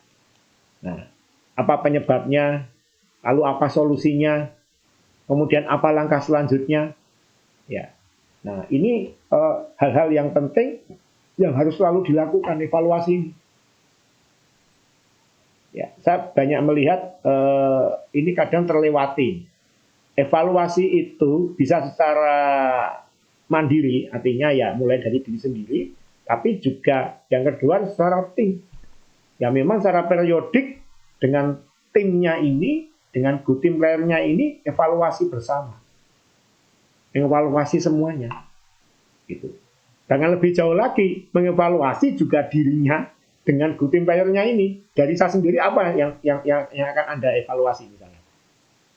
Dan sebaliknya saya mengevaluasi tim saya. Nah, ini juga sampai sejauh itu. Begitu. Nah, evaluasi ini penting ya, untuk agar ketika terjadi sebuah hal yang tidak tepat atau bahkan error atau sesuatu itu tidak efektif dan juga tidak efisien, ini segera dapat diketahui. Kalau kapal itu kalau masih bocornya kecil, itu masih bisa segera diketahui dan lebih mudah untuk ditambah. Daripada ya tidak diketahui, nanti bocornya makin gede, ya tinggal tenggelamnya saja kan. Nah ini evaluasi ini hal yang penting ya. Ini di tahap membangun ini harus periodik itu dilakukan. Silakan periodiknya mau berapa bulan sekali atau ya, tapi yang minimal setahun sekali lah minim itu ya. Nah, tapi kalau lebih dari sekali ya itu kan lebih bagus. Nah, dan tentunya mencermati perkembangan dunia bisnis secara umum juga. Ya. Bagaimana trennya, hal-hal apa yang bisa diadopsi dan seterusnya. Nah, ini juga bagian dari evaluasi. Tahap yang ketiga, level yang ketiga, nah ini sudah level yang leader ini ya. Sudah level yang leader, ini mempertahankan. Nah ini. Ini bukan pekerjaan yang mudah. Ya, kita semua paham ya, membangun itu sulit, tapi mempertahankan itu lebih sulit ya. Kita sering lihat juga ya, banyak fasilitas umum itu dibangun. Misalkan WC umumnya.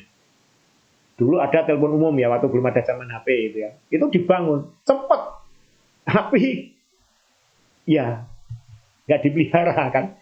Ya, akhirnya ya, WC umumnya menjadi kotor dan seterusnya.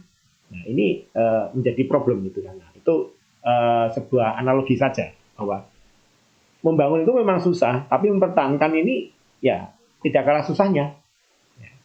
Tapi justru karena itulah kita sadar dan kita harus memberikan perhatian sungguh. Ya, di level yang ini. Ya, kenapa? Ya, tentu karena kita ingin agar kita tetap bisa bertumbuh selamanya. Tidak stagnan, ya. Kalau stagnan masih mending, grafiknya naik, kemudian linear. Tapi kalau grafiknya naik, kemudian turun lagi, nah ini yang jadi problem kan. Nah, kita kan ingin grafiknya naik, ya tetap di titik puncak ada kenaikan, ya walaupun tidak seperti awal ya, tapi tetap bertumbuh pelan-pelan. Nah, itu. Nah, ini mempertahankan ini punya fungsi yang penting di titik itu. Nah, 3M juga mempertahankan,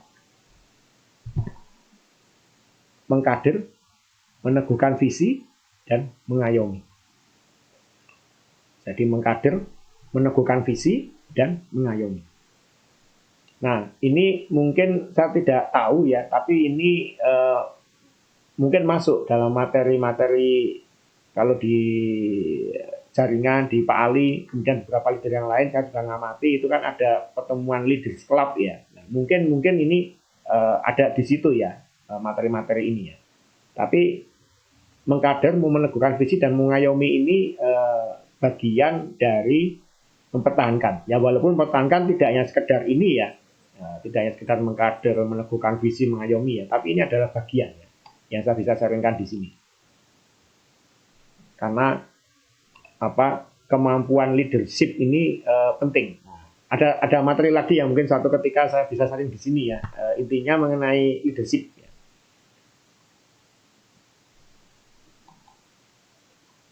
Mengkader. Mengkader ini kunci kestabilan bisnis. Tidak hanya bisnis, dalam hal apapun, mengkader itu adalah hal yang penting. Bahkan dalam kegiatan sosial pun ya harus mengkader. Kan begitu. Nah, ya, misalkan ada pengurus rumah ibadah, misalkan. Ya dia harus mengkader. Ya, karena makin lama dia kan aku yang tua. Satu ketika dia juga, kalau teori kan yang tua yang duluan ya, meninggal gitu kan. Walaupun nggak mesti ya. Nah, ini harus ada kader. Nah, apalagi di bisnis. Ya. Ini adalah kunci kestabilan jangka panjang. Nah, sehingga ukuran keberhasilan dalam sebuah bisnis itu nggak hanya sekedar ukuran kuantitatif.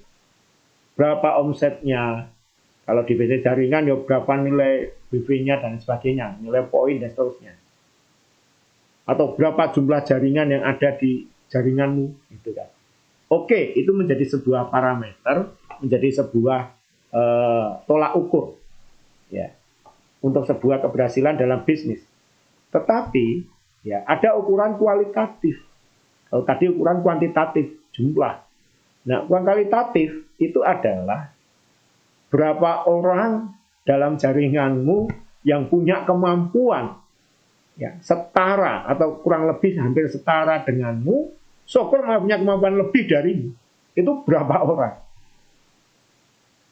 Ini adalah keberhasilan kualitatif. Misalkan dalam sebuah jaringan ada 10.000 orang yang menjadi domainnya, yang ada di jalurnya ada 10.000 orang. Itu si A. Si B, dia hanya 5.000, separuhnya. Tetapi, ya, si A ini di 10.000 jaringannya ini, yang punya kemampuan mendekati atau sama atau bahkan melebihi seperti kemampuannya si A, ini hanya orang 100 atau bahkan hanya orang 50. Ya, dari 10.000 orang itu hanya orang 50. Nah, jadi 10.000 bagi 50 berapa? 1 banding 20 mungkin ya. 1 banding berapa? 10.000 dibagi 50. Ya.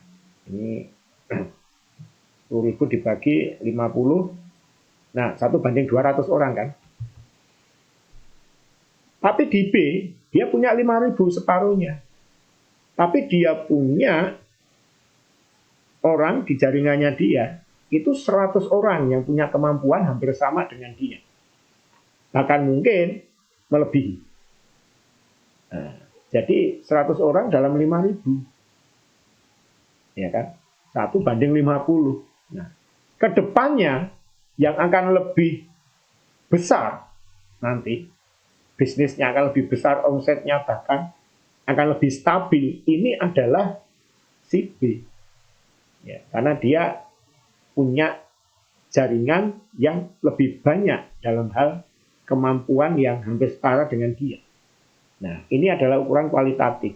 Yang itu akan menjadi kader, akan menjadi kadernya dia. Nah, jadi semakin banyak orang yang bisa kita kader, nah ini akan menentukan kunci kestabilan bisnis kita ke depan. Dan saya paham pekerjaan mengkader itu bukan pekerjaan yang mudah. Saya sendiri juga mengalami di perusahaan NASA ini ya, itu bukan pekerjaan yang mudah memang. Ya. Nah, tetapi tidak mudah kan bukan berarti lalu tidak kita perhatikan atau bahkan kita hindari kan. Nah, justru itu yang lebih kita perhatikan. Karena kunci kemenangan biasanya adalah di sesuatu yang tidak mudah itu. Apapun itu. Kalau sesuatu yang mudah, semua orang bisa. Gitu kan. Tapi kalau sesuatu yang tidak mudah, nggak semua orang bisa. Nah, kalau kita bisa, nah, Anda akan jadi pemenang. Jadi, apapun biasanya terletak di sesuatu yang memang tidak mudah. Nah, sama. Ya. Mengkader itu nggak mudah. Tapi kalau ini bisa dilakukan dengan sebuah pola yang baik dan benar, ya, lewat sistem pendidikan dan sebagainya yang kita akan lihat, itu akan bisa keberhasilan bisnisnya akan bisa lebih besar. Nah, ini dilakukan tidak bisa atau akan sulit ya jika tidak melalui sebuah kurikulum pendidikan. Makanya ada sekolah di Indonesia ini, ada kurikulumnya.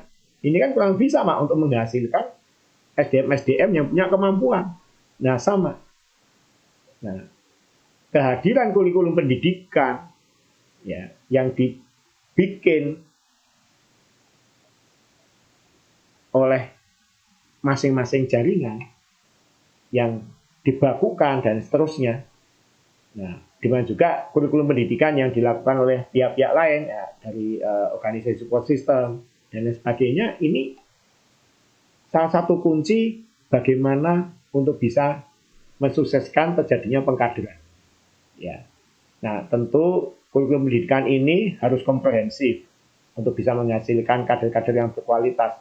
Komprehensif ini menyeluruh ya, tidak hanya bicara mengenai bisnis saja, tentu bicara juga mengenai hal yang lain. Ya. Tidak hanya bicara mengenai hal yang teknis saja, tentu bisa juga hal yang non teknis. Tidak hanya bicara mengenai yang berkaitan dengan akal otak saja, tentu harus bicara yang berkaitan dengan hati juga. Nah, ini yang saya maksud komprehensif ini harus menyeluruh.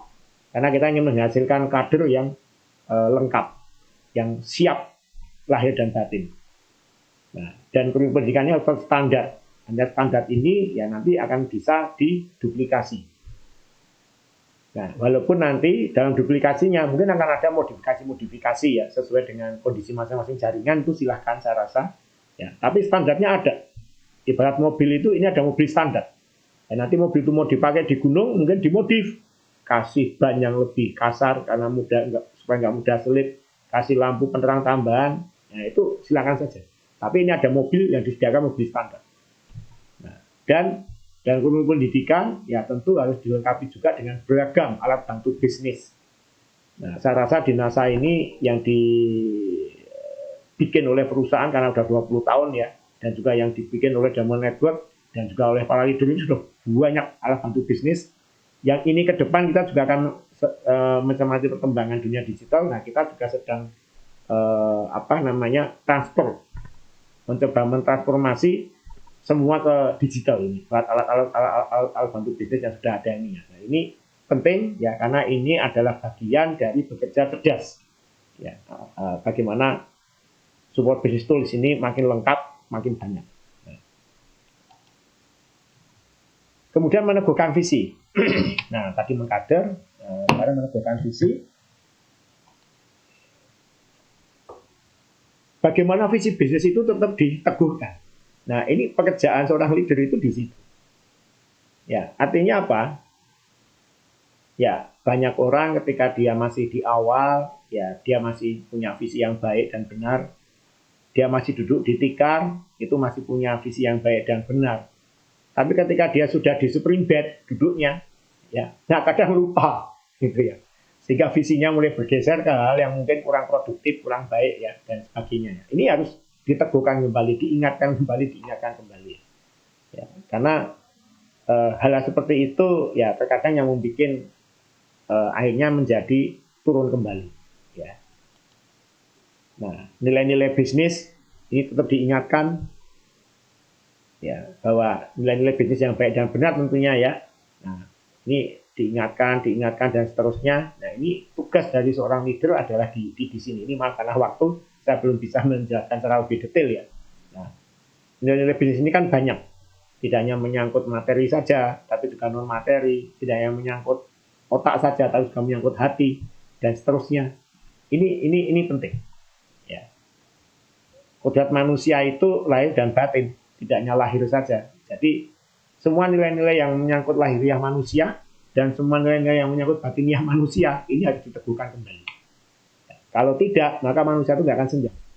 Kalau hanya lahirnya saja atau batinnya saja, itu akan kurang seimbang. Nah, maka ini nilai-nilai ini harus diteguhkan kembali, diingatkan, diteguhkan, gitu ya.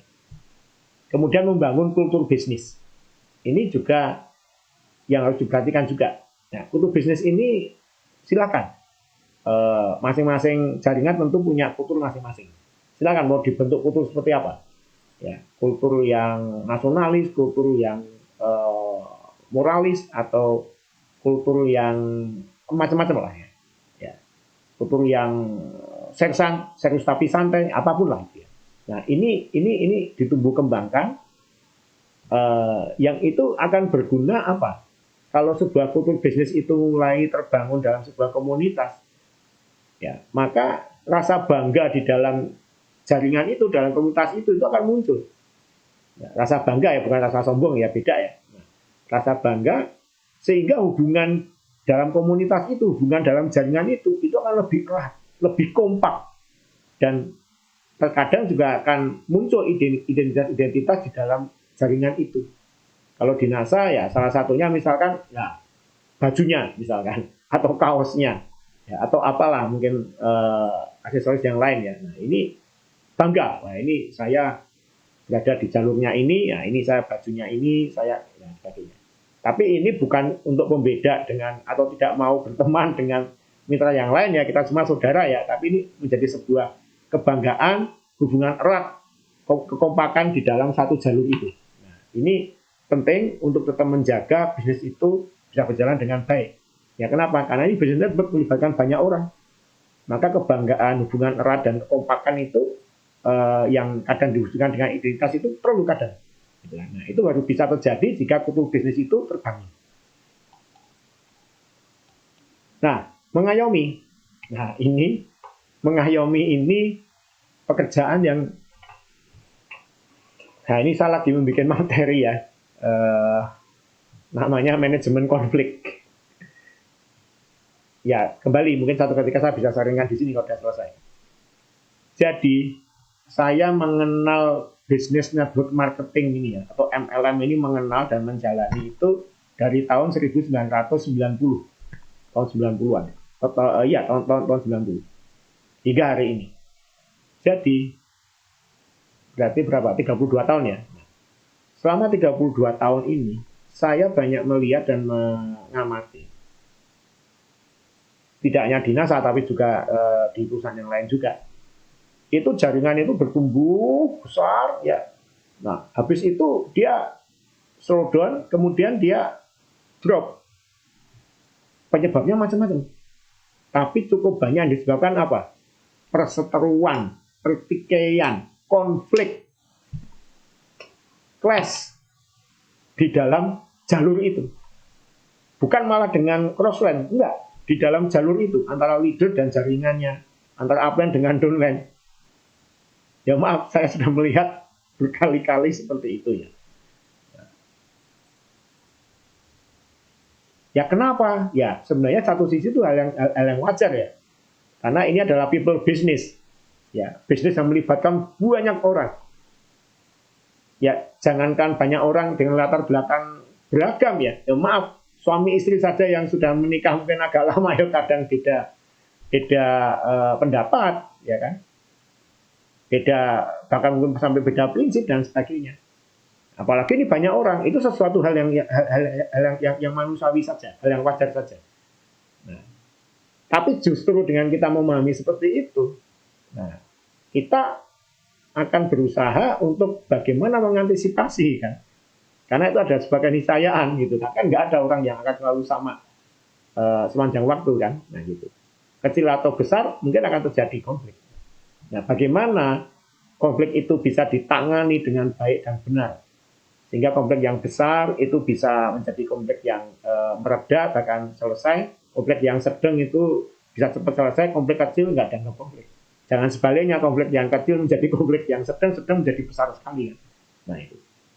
Nah ini yang harus sama-sama diperhatikan, utamanya sebenarnya di semua level ya, tapi lebih utama lagi adalah di level mempertahankan ini, para leader ini. Salah satunya apa? Ya mengayomi ini. Ya ini adalah bagian dari manajemen konflik. Mengayomi itu. Nanti ada materinya, tapi belum selesai ya. Ini adalah bagian dari manajemen konflik. Bagaimana bijaksana dalam analisa. Jadi kalau ada konflik dan sebagainya itu menganalisanya itu dari semua sisi. Tidak hanya dari sisi pandang kita saja, tapi bagaimana sisi pandang pihak lain pun nggak hanya satu pihak, ya, ada banyak pihak yang harus dipertimbangkan. Jadi dari kacamata yang beragam harus bijaksana ya, itu semuanya. Nah, jelas dalam kebenaran prinsip. Ya. Ini saya cepat. Nah, jelas dalam kebenaran prinsip. Nah, artinya dalam kita menganalisa tadi ya, supaya kita bisa bijaksana, tentu kita harus punya pedoman dasar. Nah, pedoman dasar itu apa? Ya, kebenaran prinsip. Nah, prinsip apa yang itu dianggap benar? Ya, simpel saja. Ya, sesuai dengan etika agama, etika hukum, etika sosial, etika bisnis. Nah, ini itu prinsip-prinsip dasar. Nah, ini yang harus digunakan. Semua butuh acuan. Kalau tidak ada acuan kan susah. Harus menurut siapa kan? Sudut pandangnya, analisanya itu harus menurut apa, menurut siapa. Nah, ini harus sesuai dengan prinsip yang benar tadi. Nah, kemudian dalam sebuah problem tentu harus diselesaikan. Nah, diselesaikan ini ya tentu harus ada kadang harus ada sebuah tindakan yang tegas, tetapi harus dibungkus dalam keluasan sikap. Tegas itu bukan keras ya. Kalau keras itu cara, tegas itu adalah prinsip.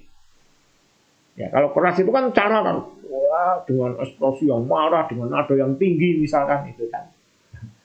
Ya, kemudian dengan ilmu pokoknya itu kan harus itu. Nah itu keras, itu caranya. Tapi tegas itu adalah bahwa kokoh dalam pendirian.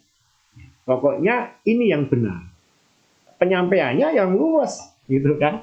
Ya dengan tenang, dengan sopan, di waktu yang tepat, di saat yang tepat, di tempat yang tepat juga. Nah ini harus luas. Nah, ini yang dimaksud tegas dalam keluasan ya. Kemudian objektif dalam penilaian. Nah, dalam mengayomi itu ya kita harus objektif. Ada jaringan kita A dan B ini berseteru misalkan, yang mentang-mentang kita lebih dekat dengan A, ya. Sementara si B itu nggak dekat dengan kita, bahkan cenderung dia kok agak memusuhi kita. Nah, akhirnya dalam menyelesaikan konflik kita sudah berpihak lebih dahulu kepada A ya, tidak melihat secara objektif. Kita tidak bisa. Apapun kita lihat dengan objektif ya. Siapapun dia, sedekat apapun dia dengan kita ya, kalau salah mah harus salah.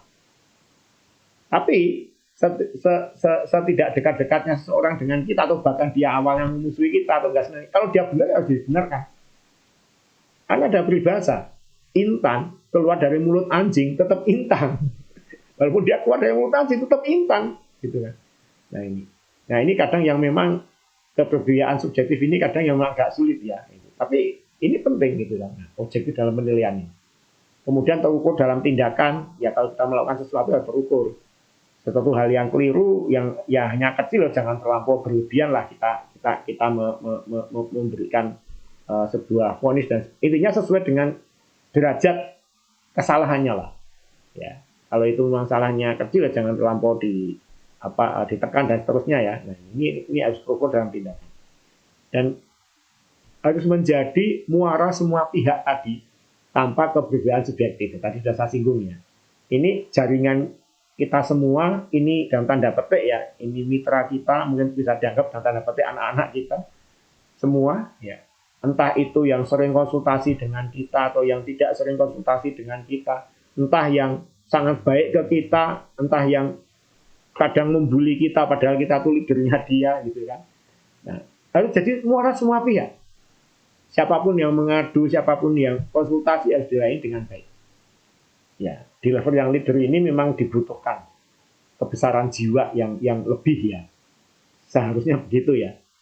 Walaupun ya sebagai manusia yang wajar ya mungkin masih ada sakitnya gitu kan. Wah, dia itu datang ke sini kalau ada perlunya saja. Kalau nggak perlu nggak pernah datang ya. Bahkan cenderung kadang berbicara negatif mengenai saya, padahal saya tuh leadernya dia, dulu saya membangun dia. Nah, sekarang dia datang gitu kan. Memang ada sebuah manusiawi itu ya. Nah, Tapi ya ini kalau kita bisa mengendapkan itu, ya ini adalah semua adalah jaringan saya yang harus saya ayomi, yang harus saya layani. Ya ini akan bisa menyelesaikan banyak hal. Dan kalau kita bisa melakukan itu, ya maka rating jiwa kita, rating hidup kita itu akan naik, level kita akan naik. Gitu ya. Nah, nanti lain waktu saya akan sharing juga. Kemarin saya sempat berikan di salah satu jaringan ya, tingkat kesadaran manusia yang akan berujung ke power atau force. Power atau force. Nah, ini mungkin materi yang suatu ketika mungkin saya bisa sharingkan juga di forum ini ya. Nah, itu ya di tahap tahap mempertahankan. Jadi harus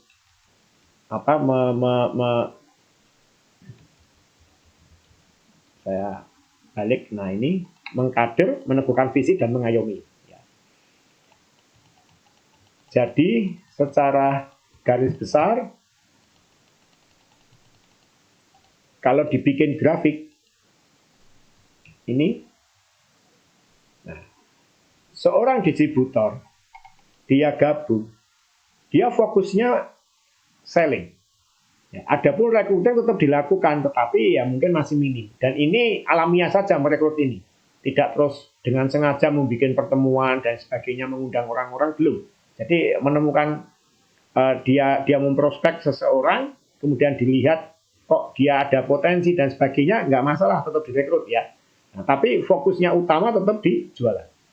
Nah, manajer mulai turun. Ini angka ini hanya sekedar gambaran saja, nggak mesti harus klek atau sama seperti ini ya. Ini hanya gambaran saja. Nah, berikutnya terus. Nah, mungkin sampai level PM antara aktivitas selling dan membina jaringan ini hampir-hampir sama. Nah, dan berikutnya, nah menjadi berkebalikan. Nah, sampai di level atas, dia aktivitas utamanya ya tadi membina, ya, mengayomi dan mengkader dan seterusnya tadi ya. Nah, ini mengembangkan jaringan, tapi dia juga tetap berjualan. Seharusnya begitu, walaupun ini minim. Nah, ya berjualan kan nggak harus sendiri, misalkan pakai admin dan seterusnya kan. Nah, itu juga banyak cara intinya seperti itu. Nah, kalau dibikin keseruan itu seperti ini. Sebenarnya ini juga prinsip yang umum berlaku dalam dunia kerja. Entah di pemerintahan atau di perusahaan swasta. Orang biasanya kalau diterima bekerja di sebuah perusahaan, biasanya awal-awal itu banyak mengerjakan pekerjaan teknis. Sementara hal administrasinya itu minim. Nah, pekerjaan teknis itu saya analogikan dengan selling. Pekerjaan administrasi saya analogikan dengan membangun atau mengembangkan jaringan. Tapi sering dengan waktu, karir seseorang itu yang dalam sebuah perusahaan itu akan makin naik. Semakin naik karirnya, maka biasanya pekerjaan teknisnya itu semakin berkurang, tapi pekerjaan administrasinya semakin bertambah. Sampai suatu ketika dia menjadi pucuk pimpinan di perusahaan itu, ya mayoritasnya pekerjaan administrasi. Pekerjaan teknisnya, ya sudah tetap dikerjakan, tapi ya tidak terlampau banyak lagi. Ya ini sama. Ya, pekerjaan teknis ini adalah menjual, pekerjaan administrasi ini adalah mengembangkan jaringan. Ya, seperti ini. Dan semua sama-sama dibutuhkan ini kan. Ya, ingat tadi MLM ya, itu bukan marketing, selling, networking, mengembangkan jaringan itu bukan dipertentangkan ya. Ingat, ini namanya network marketing, bukan network out marketing. MLM, menjual, lanjutkan, mengembangkan jaringan. Nah, sehingga 3M yang harus dipelajari oleh semua mitra usaha, semua distributor, dipelajari, dipahami, dan terpenting adalah dilaksanakan. Ya, pelajari dulu, pahami, ya. Kalau pahami sudah lebih mengendap, sudah lebih merasuk kan, dan dilaksanakan. Karena kalau hanya belajar saja sebelum betul-betul paham, kadang pelaksanaannya suka keliru. Jadi orang kadang meloncat, mempelajari, melaksanakan, ya penting daripada mempelajari nggak pernah melaksanakan kan. Tapi pahami betul, nah kemudian baru melaksanakan. Ya kita harus mulai dari diri sendiri dulu ya, kita harus mulai bertahap, dan akhirnya kita duplikasi ke semua jaringan kita ya, kaderisasi tadi. Nah, untuk kita semua insya Allah besok bisa maju 3M juga ya, makmur dan mandiri. Nah, tujuannya selling, tujuannya mengembangkan jaringan jangka pendek dan jangka panjang ya, agar kita bisa maju, makmur, mandiri ya. 3M juga. Ya, semoga bermanfaat apa yang saya sharingkan hari ini. Saya lihat waktu pas ini jam saya 14.57 ya, jadi pas asar. Kembali, ini adalah sebuah sharing ya, yang silahkan jika ini cocok ya silakan untuk bisa diadopsi, tapi kalau ada yang tidak tepat ya silakan, ini bukan sebagai sebuah keharusan, ini adalah sebuah sharing saja. Dan seperti biasa selalu saya sampaikan, kalau memang ini hal yang bermanfaat ya, maka perlu kita pertimbangkan apa yang dikatakan John von Goethe, seorang penulis yang dipopulerkan oleh Bruce Lee ya. Knowing is not enough, we must apply. Willing is not enough, we must do. Knowing is not enough, ilmu saja tidaklah cukup. We must apply, kita harus mengaplikasikannya, kita harus mempraktekkan. Ya, hari ini saya sharing mengenai sebuah informasi, mengenai sebuah ilmu. Dan teman-teman juga akan sharing informasi dan ilmu dari siapapun, dari manapun ya. Itu memang baik dan penting, tapi tanpa diaplikasikan itu tidak cukup. Willing is not enough, willing keinginan atau impian. Ya, tentu teman-teman ingin semuanya lebih baik lagi kehidupannya, ingin lebih sukses ya. Itu penting memang. Ya, keinginan itu penting. Ya, tetapi we must do, kita harus bertindak. Kita harus action. Ya, itu lebih penting lagi. Percuma juga kita punya jurus silat 1000 jurus, tapi yang dipraktekkan hanya 10. Lebih baik kita hanya punya 10 jurus silat, tapi yang dipraktek amat. Kita punya 100 jurus silat yang dipraktekkan cuma 25. Punya 100 jurus yang dipraktekkan 25. Ya lebih baik hanya punya 10 jurus silat, praktekin 8, 9, bahkan 10-10-nya. Syukur-syukur punya 100 jurus silat dipraktekin 90, bahkan 100 kan. Nah gitu. Nah jadi knowing is not enough, we must apply. Willing is not enough, we must do. Nah, semoga apa yang saya sampaikan ini ada manfaatnya bagi teman-teman dan bisa lebih membuka lagi perspektif ya, apa itu dunia network marketing, dan akan bisa lebih luas lagi memahami dan akan bisa menjalankannya dengan lebih efektif, lebih efisien ke depannya, sehingga kesuksesan teman-teman bisa lebih mudah dan lebih cepat dicapai. Nah, semoga semua teman-teman di sini yang khusus mengikuti acara ini dan semua mitra nasihat dari luar sana sukses dan barokah. Sukses penting, tapi barokah ini juga lebih penting lagi. Sama, sukses dan barokah itu adalah sekeping mata uang dengan dua sisi yang saling melengkapi. Bukan untuk dipertentangkan, tapi untuk dicapai semuanya. Network marketing, menjual, mengembangkan jaringan, bukan untuk dipertentangkan, tapi untuk saling melengkapi, sehingga bisnis ini bisa berjalan dengan baik. Oke? Assalamualaikum warahmatullahi wabarakatuh. Semangat pagi! Semoga sukses dan barokah. Terima kasih, sampai jumpa di episode sharing berikutnya.